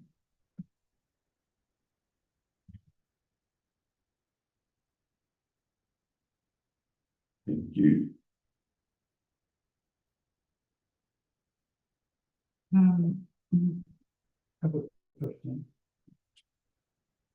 Yeah, and so that's done. That can go, delete. Annual review items, that can stay as it is, only with the addition of a couple of things that was something we mentioned further back there. Maybe sure I might just tidy up some of the statuses going back a while. Okay, so on that first one, you could cut everything out except for the 20th of the 4th, 26. Thank you. And the snow plan, I'm not sure where this came in, but the 26th of the 3rd, that's not, the community board's not putting that plan together. I'm not sure where that. No, so I'm going back to what I remember, which was I had circulated, so Dan had sent me the plan. Sorry, Charlie did. Yep, That was sent out to the community board, yes, and Councillor Davies said he wanted to review and check the last couple of pages, which was the contact details. that's right, yep. So I'm waiting for that to happen. Oh, okay, but that doesn't kind of describe that action, does it? So the action did start off with that, which was you were planning on making some adjustments to it, which have been changed to. Are we talking about number 3 here? Yes. There was conversation had around the community board. Someone mentioned it about updating to put together the update. I think I mentioned that, but not so much the updating, but I mentioned about the contacts. So being up to date, yeah. So that hasn't been done in. So just for your benefit, Nathan, ordinarily we bring the snow plan, it goes onto the agenda. It gives the board the opportunity to review it, and then in the meeting when we review it, they then give us the updates to the names during the meeting. Then we finalise the document and issue it. Okay, so that's coming to the next meeting. The email I forwarded out through Charlie, he said he had published the snow plan on the website. Yeah, it's on there. It's always on there. It's always on there, but he is waiting for me to provide the updated contact details if there's anything that needs to be updated. Yeah, but that also comes to the board, like we actually have it in our agenda, So I will add that to the June agenda. yes, please. No problem. So what was number 2? Sorry, I think I sneezing. Oh, well, that's just an ongoing work in progress. It's just what it says it is, yeah. It's been there for a very long time. Could this be on the watch list? Or is this something that's Still needed. Well, be interested to know, I would like to know what the, what is said about our buildings and, you know, like, from what I understood, this is kind of like, you know, a doomsday book of all the buildings around the whole district, but I'd certainly like to know the status of ours, what they feel about them. But if you've got some more information as to whether that would be useful. Matthew, I don't know if Doomsday Book's quite the right word. It's a collection of asset data. So we've That's got. what Doomsday Book was. That's right, yeah. So we've got an asset register where we just go around and we collect information based on the roof, based on the cladding, based on the windows, the heating, the electric, and all those sorts of things. And out of that gets a score, which is normal asset data behaviour. How useful that would be to you, it just looks at the neat scores of each thing. One of the things that we are looking at is improving the quality of that information. But it's still so I'm just trying to think about another work stream I'm working on. It's something else that we need to be talking to council about all of the buildings and all of the property, and how best are we to manage them all going forward. Because we've got some lawful obligations around certain things and less obligations about other things. And it's about how do we manage and deliver on all of our portfolio of 460 odd pieces of property that we with a team of 4 or 5 people. Yeah, I have to say, I'd still like to know once you get to that point with our buildings and properties, exactly where you feel that they all fit and whether we need to make decisions or otherwise about them. So I kind of liked that to stay there, and once that information's put together, to get that. But so it's not necessarily just put together one and done, right, we've done it. We've got the information and it just constantly gets reviewed on a 2-year cycle. But I can get you an excerpt out of the asset data and send you that, but it's probably going to be meaningless. So, okay, thanks. But it will just have everything as a line item of the roof, and it will talk about the condition. The cladding, talk about the condition. And when was that done last year? I'd have to check, but it would have been within the last 2 years. Yeah, so we'll catch to another 2 or. Yeah, and you might use that for your long-term planning. You might say, okay, well, but that's generally what the team do when they're out. They'll say, right, this roof has probably got 8 years left in it, and when they come back in 2 years' time, is it 6, or can we push it back out for 8? Can we put that on our annual review watch list? Yes. Well, annual, it's not annual review, but it's our Put it on the watch list. biennial or annual, yeah. Okay, so that's number 2. And sorry, did you get everything you needed for number 3 there? Oh, I did. That will come on the agenda now. I understand the other bit that I'll listen. Thank you. Fitness equipment. That's just That's true, really, isn't it? Well, no, there's still fitness equipment there, and it's good for, you know, like, we're not always going to be here, and this has been ongoing for years. As equipment fails, there are no replacements and the equipment is removed. So that was the decision we made. So I'll give you 2 suggestions. One is you can leave it on your watch list if you choose to, but I go back to those other 2 actions. Dan's team has been instructed to do something. They are doing it. So why are we leaving it on there? And that's it. What are we waiting for here to do? So the community board don't keep asking you to fix it in future when there's, we're not here to tell you and ask, and we something fails in 5 years' time when none of us are here, and we go, so what do we do with this? I don't know. But wouldn't the community board be then approached to say, can we put a whole of new equipment in, and that would be just a complete new request. So remove, yeah, remove. Potentially, my suggestion was, council has been instructed, to remove the equipment as it fails, so we don't really need this on here now, would be my suggestion. Okay, Should something pop back up, we can add it back on, but I don't think it's needed. if everyone's happy with that, that's fine. Get rid of it.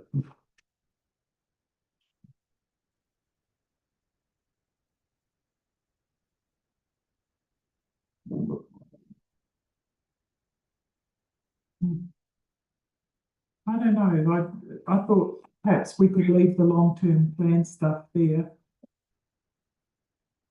until we've done our long-term plan. So happy to leave number 5 on there. I'm just also trying to get my head around, obviously, to the description, and this was before my time, well and truly. Members to take photos of the rock. Back Oh, of the wait a ramp minute, on, that's it, yeah, on that's- number 5. sorry, Members to take photo or member. yeah. What is the purpose of, is this a watch list item? What do we do with that photo? Watch list. It's, yeah, watch. It's a watch list.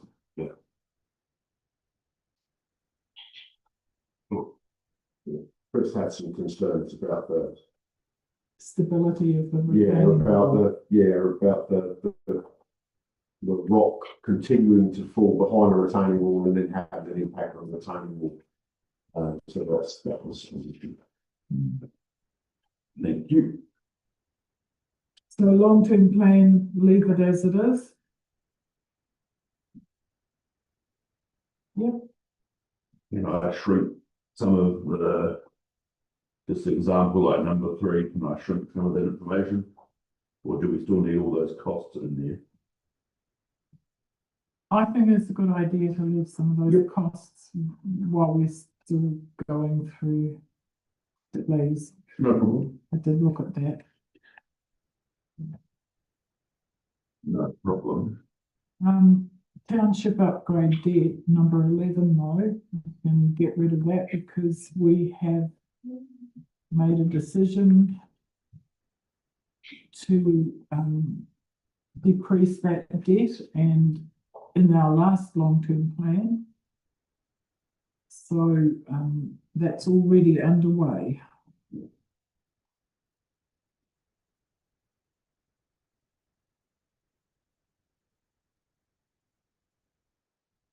And we hope that the government cap on rates doesn't affect our ability. That goes with the one before. That, Sorry, what are you I thought you were looking at the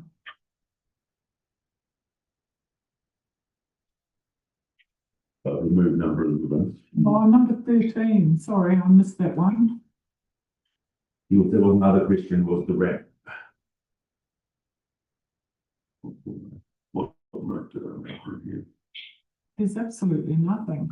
Yes, yes, my question on this one was for the ramp access, number 13 was, what are we doing with this? There was something that Chris was talking about. So can we leave that on the members list and put Chris's name to it, please? What we do?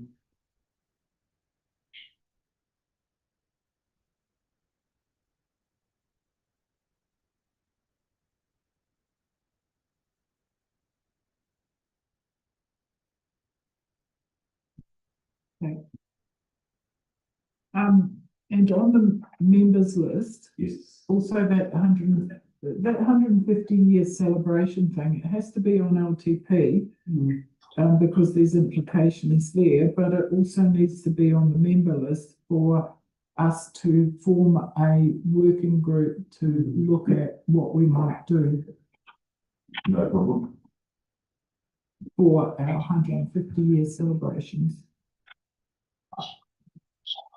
Madam Chair, can I just give you a couple of updates? I've just been exchanging some emails about a couple of bits and pieces. Yeah, which ones? So the Foursquare, Yeah, the ceiling over where the trees were, yes. Josie's just in the process of getting a quote, and it'll be done. It's too small just to send somebody up here just to do that job, so it'll be tied in with a couple of other jobs. So she'll keep the full square up to date on that one, and also she's got a quote from Urban Effects on the seat that she'll talk to them about. Okay. The Bristol Street stump, they're aware of it now, so they're going to have a look at that, see what they can do about that too. And because, well, I say Charlie's a nice guy, he's going to have a look, and as long as the winding road sign fits within Motsam, he'll just get it installed for you. Excellent. Thank you. So what, did that go back to an action, or did that go back to a matter of rising? That was a matters of rising. You should come up more often, Ben.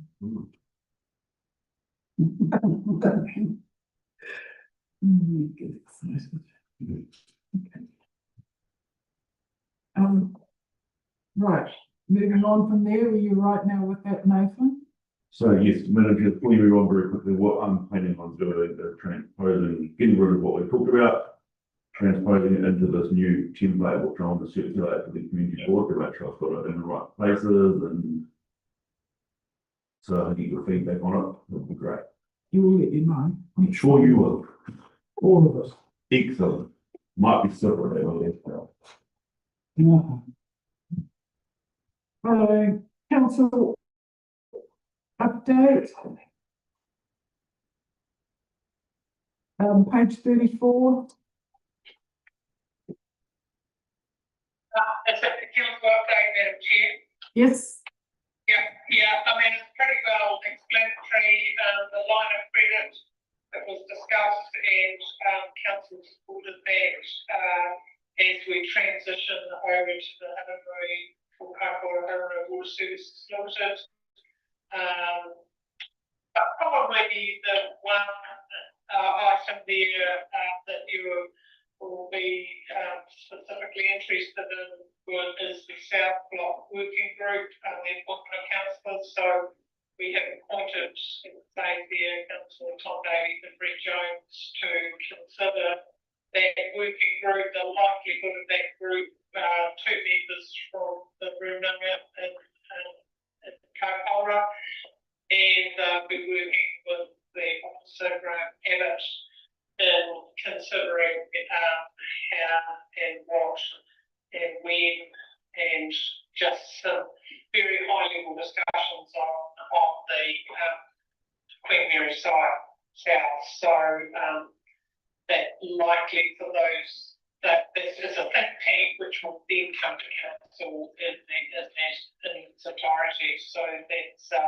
that's another step forward, and the rest is pretty well set out in so thank you. Just in relation to that, I understand that the demolition of the Rutherford block is about to go ahead. I don't have an up-to-date date on that. Maybe Dan or Jason, no, I don't. I haven't got an up-to-date. There's a lot of discussion going on, but I haven't got any accurate date to provide the community board to be here. Else, so you might have heard something like, oh, I don't have that information, but I've been in the office since last week, so things could have moved on, and I don't know. Sorry, my apologies.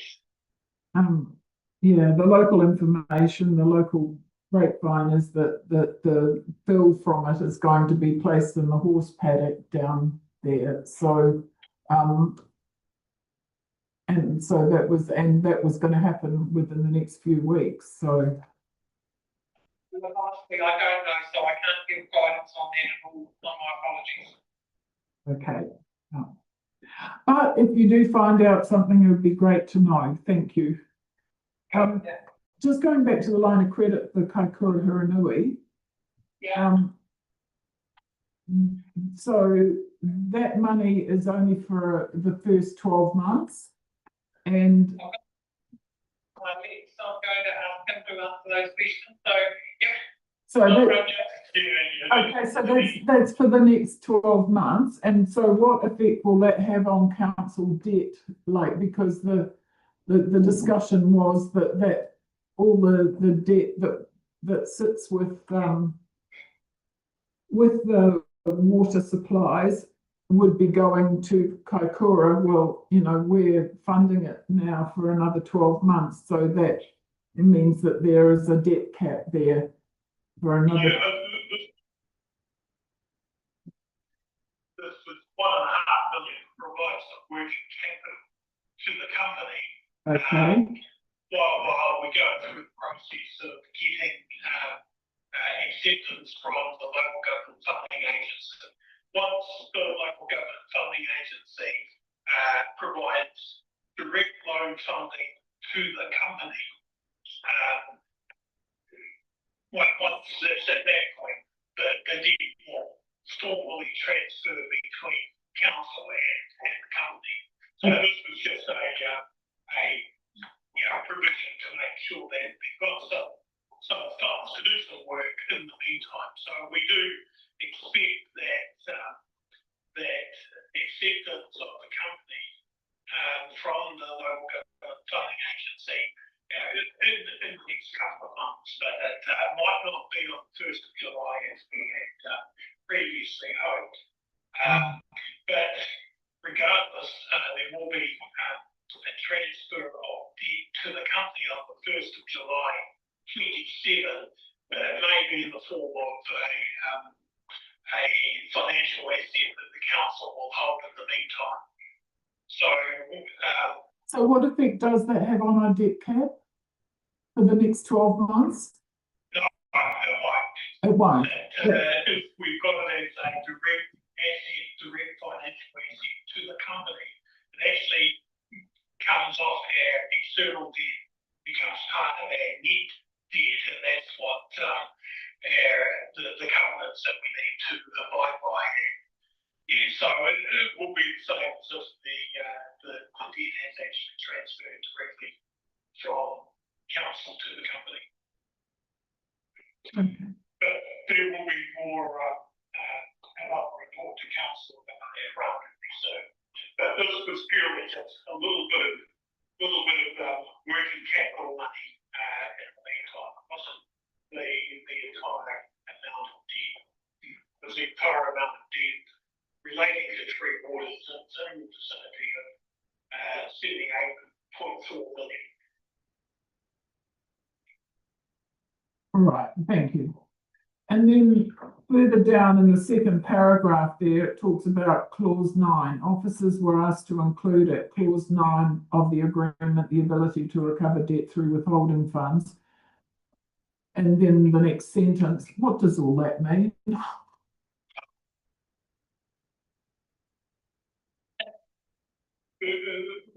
The council expressed some concerns that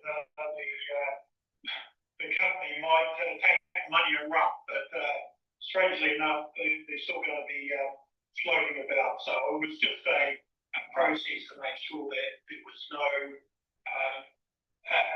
further cost imposed upon council for providing the line of credit to Kaikoura Renewable Water Service. Thank you. Anyone else got any questions in relation to 34 and 35? No? Okay. Jason, it's your turn. No, Hold on, just hold on. hold on. Can I please, Madam Chair, have a mover in a second that the information is received I for the believe council? that the information be received for the council update. Yes. A second, for a second. Put the Thank you. motion, all in favour? Okay. Thanks, carried. Thank you. It's all yours, Jason. Right, the financial report at the end of April, and page 37. So, not a lot has changed. It's council, excuse me, Jason. Oi! We started these accounts the year 963,000, and at the end of Can you see us? Hang on, Jace. Jace, hang on. Jace, It's very hard to read this. We actually need to have a, large copies sent up I can, each week, I can share each it. month, I mean. That's fine. It's really hard to read. We just about need magnifying glasses. Oh, they've only got it on A4, Jace. Okay. Can you share the I will, screen?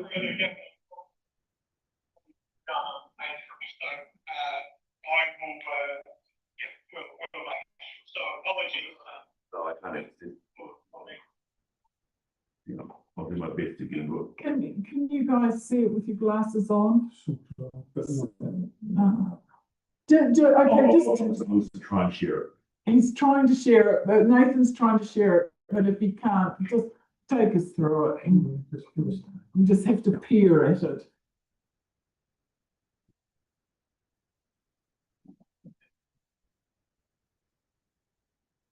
Sorry, I just have to download it off our system. Maybe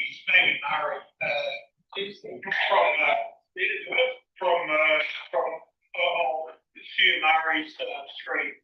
It's what I'd say. Hold on.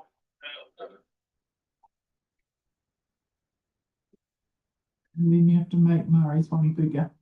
There we go. Yay, thank you.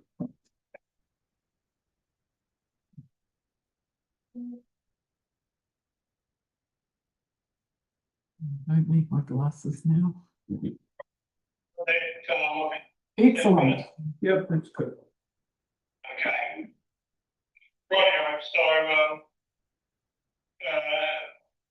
for the 2 months to April, if we know we started the year with a debt of 973,000. We're 10 months through the financial year, so we've collected about 440,000 of revenue or freight, plus another 30,000 of other income. So our total revenue just up to 470,000. And then the total expenditure for the period was 343,000. So and each of those line items are pretty much well on the budget, particularly on the general amenities. The key reason being there, we did have a budget of 150,000 for all the salary and wages assigned to general assigned to the amenities account. To the end of April, we'd only spent about 64,000. So there's a bit of a savings there. Similarly, in contractors, we had a budget of 1,000 for the year. It's been a whopping total of 110 today. And also, because we're getting rid of some of that debt, the interest costs have been lower than what we had budgeted for. So, and then down in the township expenditure there, there's a couple of line items there, purchases, rates, and for repairs and maintenance, all well under budget, as well as contractors. So that line item was only spent 98,000 compared to a budget for the period of 115,000. In the annual plan, we did have 60,000 set aside for the village hub, which we will, based on last month's budget meeting, we will defer that into the 26-27 year. Absolutely. Yep. And under Hanmer Springs Fall, again, we did the major expenditure line item there. It's the re-roof of the roof repaint of the hall.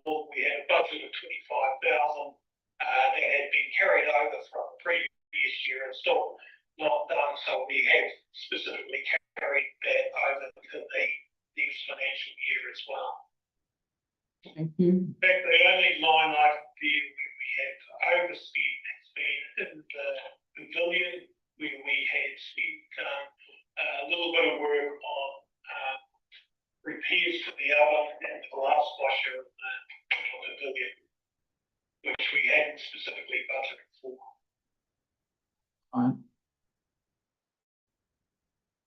And then under the reserves, we, again, the amount that we've set aside for contractors is roughly about 15,000 a year. Today, we've spent just under $1,000, so there's another savings there. So Why would that be?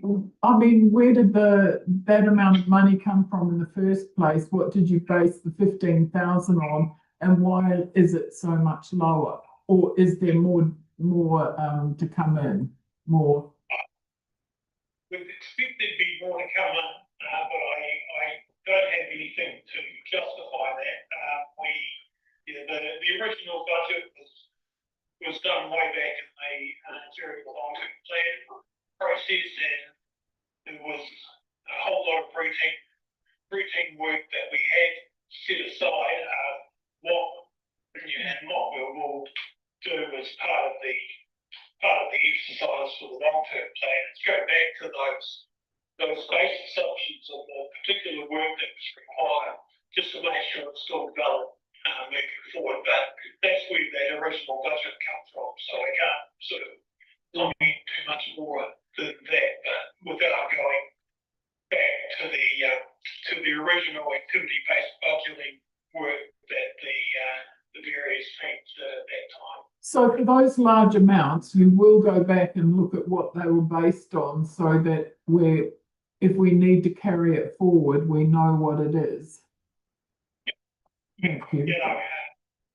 We will just go through just test to make sure that the work is still required, and if it has been done, we just need to make sure that it's being coded from the right place. So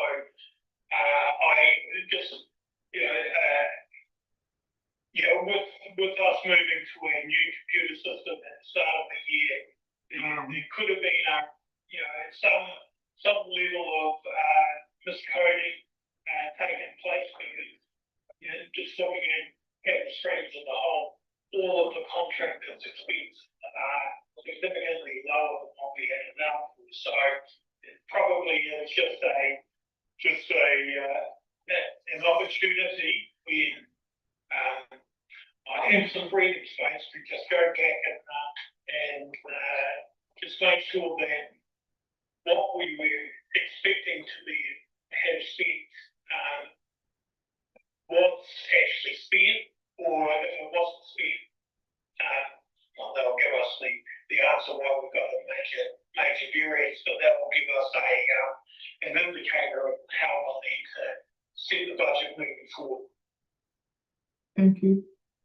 I suspect all of your budgets will even out, as Jeff says, once they all get corrected, because the team are fully up to date with all their maintenance plans.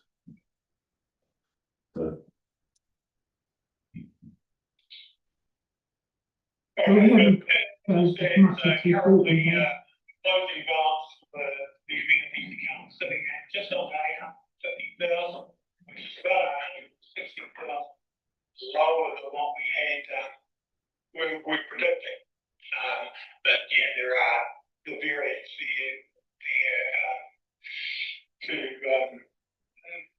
that we've talked about that has created that large variance.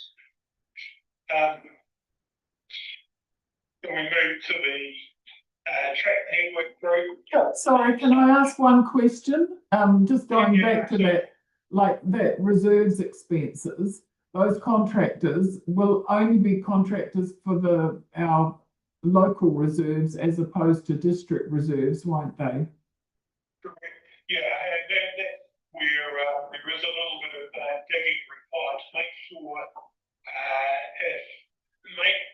if the work has been done and where it should have been coded. So there could have been some amenities reserves district reserves, which, is a, from an account point of view, it's not a problem from you guys, but it's, Well, it is if we get charged for something that's not ours. I'd be the other way around. Something else, because it's getting charged for work that should be charged to the community. That just gives, we're not putting it in the right place. It gives you a false direction as to the amount of work that is actually required in the future. Thank you. We move on, though. $1,000 turn on interest. And benefit the, I mean, that's a good thing. It shows us like he's almost at an annual, we're almost at the end of the annual. Sure. I think it's a good recognition of disciplines, not really. That's correct. So, and it just shows that we have, consistently, based on these numbers, underspent what we had budgeted for. So, and that reflects the level of debt, and that, internal reflection, the level of internal interest. So, that's nothing new to the community board. Yep, that's what we're aiming for. Get rid of the debt and the hurry was as quickly as possible was that you're not paying $50,000 or $60,000 of incurred interest, which is important. Okay, the track network group, the budget the account had a balance about $56,000 at the start of the year. The amount of money coming in from amenities and also the grant from the Heritage Forest Trust, plus a bit of interest, has pretty much matched the expenditure that's gone out. So the balance at the end of April was $57,000. And page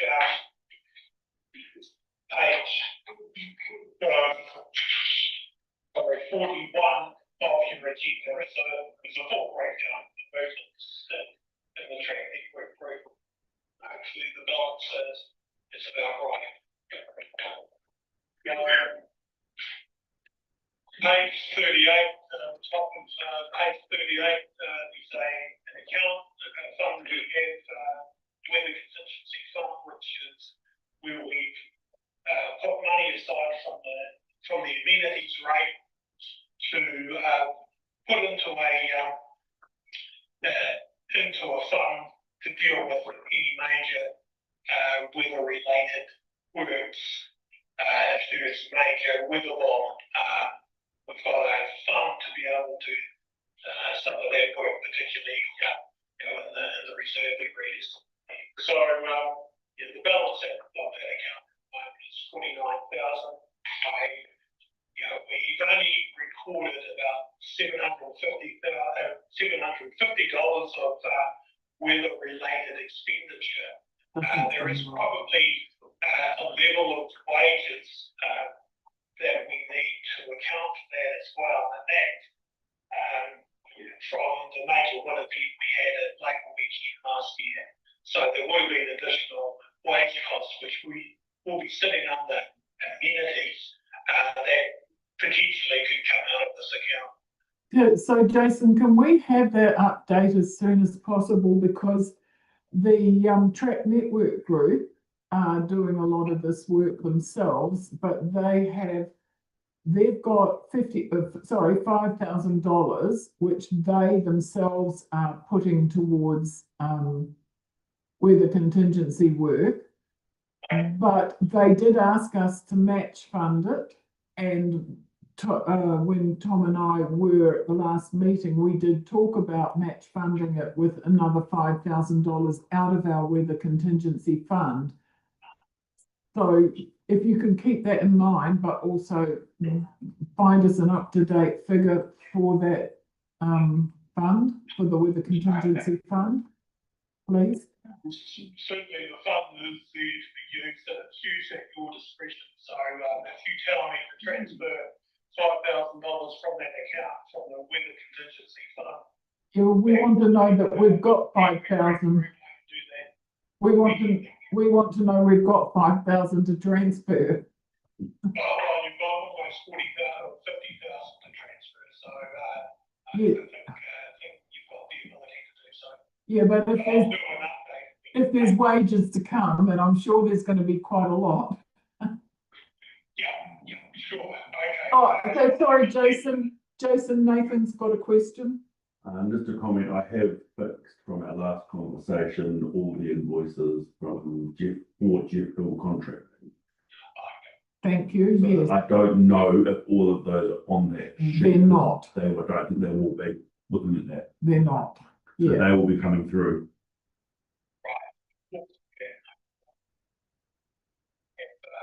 Process that invoice. yeah, there should be 3 for him altogether. Two. Oh, 2 recently, but there was 1 earlier on. The work has been completed. Oh, that one. Okay. So there's, Righto. you know, so there's one that was, Yeah, no, I know, it's the $800 one or something, Yeah. isn't it? that's pending. Yes. Okay, the next section is the Handsprings roadside construction account. Now, we've done some significant works in the last few years. The opening balance of the debt was 131,000. We're collecting about 39,000 rates this year, and that is funding a bit of the for this financial year, just funding some interest. So at the end of April, that balance was 103,000. Then we've got two accounts relating to the medical centre and the doctor's house. Both still have some debt. So at the start of the year, the medical centre had a debt of 168,000. There's been between the targeted rate and the rental from the medical centre, there's been revenue of 36,000 and total expenditure of 19,000. So the balance has come down by about 18,000 from the start of the year. Similarly with the doctor's house, started the year with a debt of 126,000. Now the targeted rate is higher than what we have medical centre. 44,000 plus the rental from the doctor's house itself. So the revenue line is 50,000 and the total expenditure 18,000. So the balance of that account is sitting with a debt of 114,000 at the end of April. And we've got a raft of different funds that have got the township development contributions fund.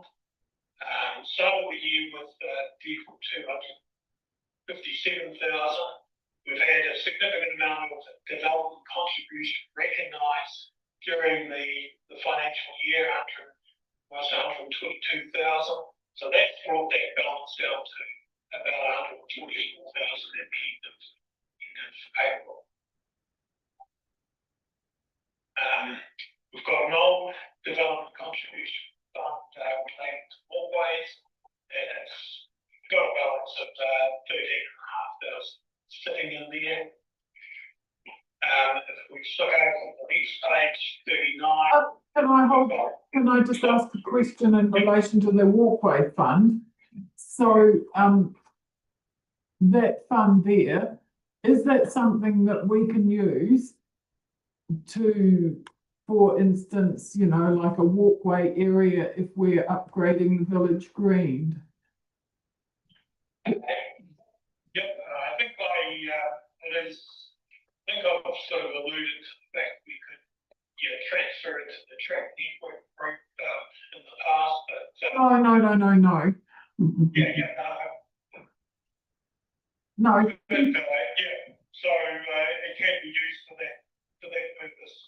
It's, we could easily transfer it to the amenities account as well. No. Just to close it out. No, just keep it there, please. Well, tell me what you're going to spend it on, Tom. Well, it'll either be a myriad or village green, something like that. So we've got something to spend it on. The palm trees. The palm trees and the beach. Thank you. Okay, got preservation fund, top page 39. So it started the year with a balance of 108,000. We received some royalties and a bit of interest, and Waikatahi have we paid them 94,000 for reconciling their work that was identified that they needed to do to preserve the structure. I see that they have done some work on that tidied up the road past the Hanmer River Reserve down to the river itself. They must have been using that road to get down around under the bridge at river level. And so they've put a whole pile of stones and whatever, but like really packed down, made it really good. It's pity it didn't go right out to the wire where the jet boats need it, but it's a good start. So we got something out of it. Utilising money. Yeah, I don't mind that. So part of that, together with the 60% of the, right, sorry, I've got to go step back. It's, there is a royalty agreement between council and the owners of the bungee jump operation, which is now back in the hands of the Camerons, was with thrill seekers for some time. 60% of those royalties go into the Bridge Preservation Fund. Now the 40% goes to the Tourism Fund, and the Tourism Fund is there to be used at the discretion of the community board. The balance at the start of the year was 41,000, 4,000 odd in royalties plus $1,000 of interest. And at a previous meeting of this board, you allocated about $10,000 of grants to the business association for various things. So the balance of the account's about 35,000. We've got the domain development contribution fund. It's currently got a balance of 266,000, and we'll certainly look at that fund and the use of the fund as part of the next long-term plan.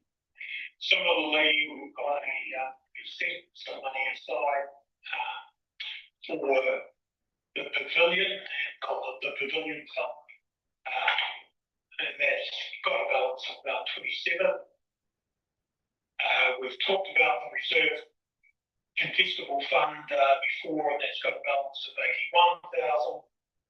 And finally, we've got an amount left over at the staff house fund for Hanmer for funds that was originally funds derived from sale of the staff house.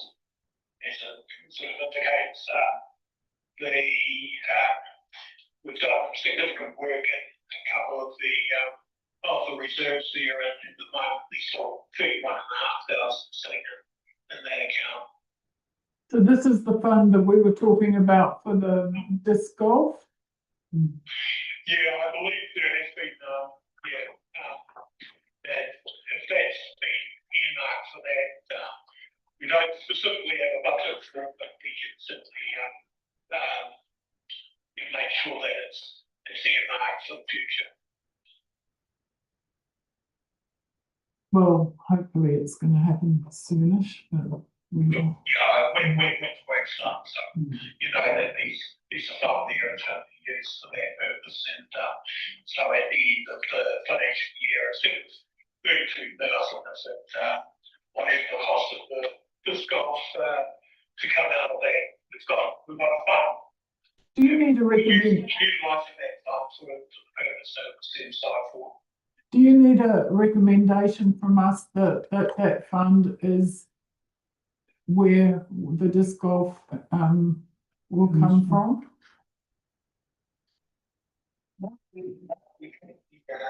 Just to be quite clear where it is coming from, that hey, it's going to cover the amenities account or actually the amenities account did, in the meantime. Okay, well, I'll move that recommendation now, that we use the Hanmer Staff House Fund to go towards the disc golf in Tarndale. I'll second it. Thank you. I put that motion, all in favour? Aye, against, carried, thanks.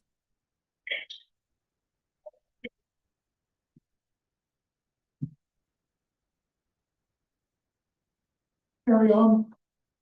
Additional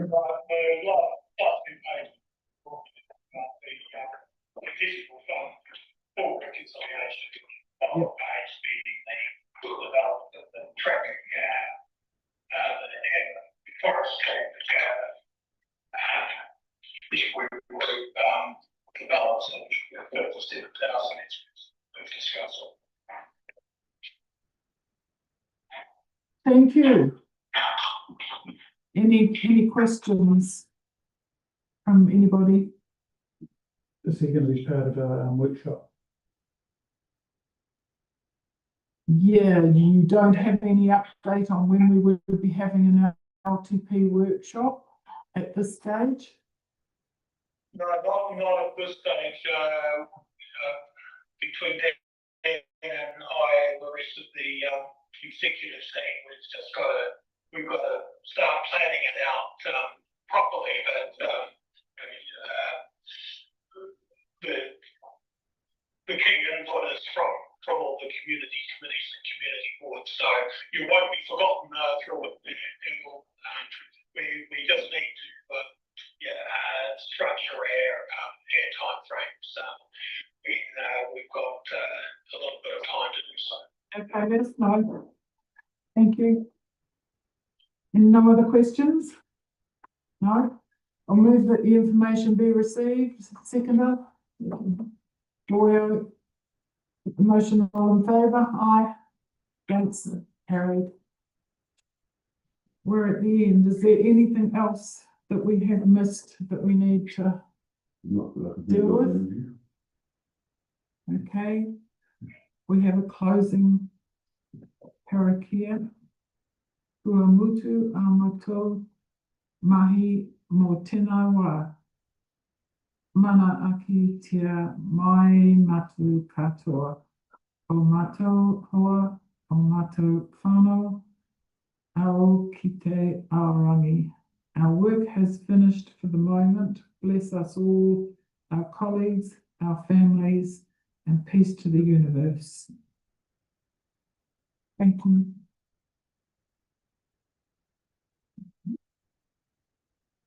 Thank you. Thank you.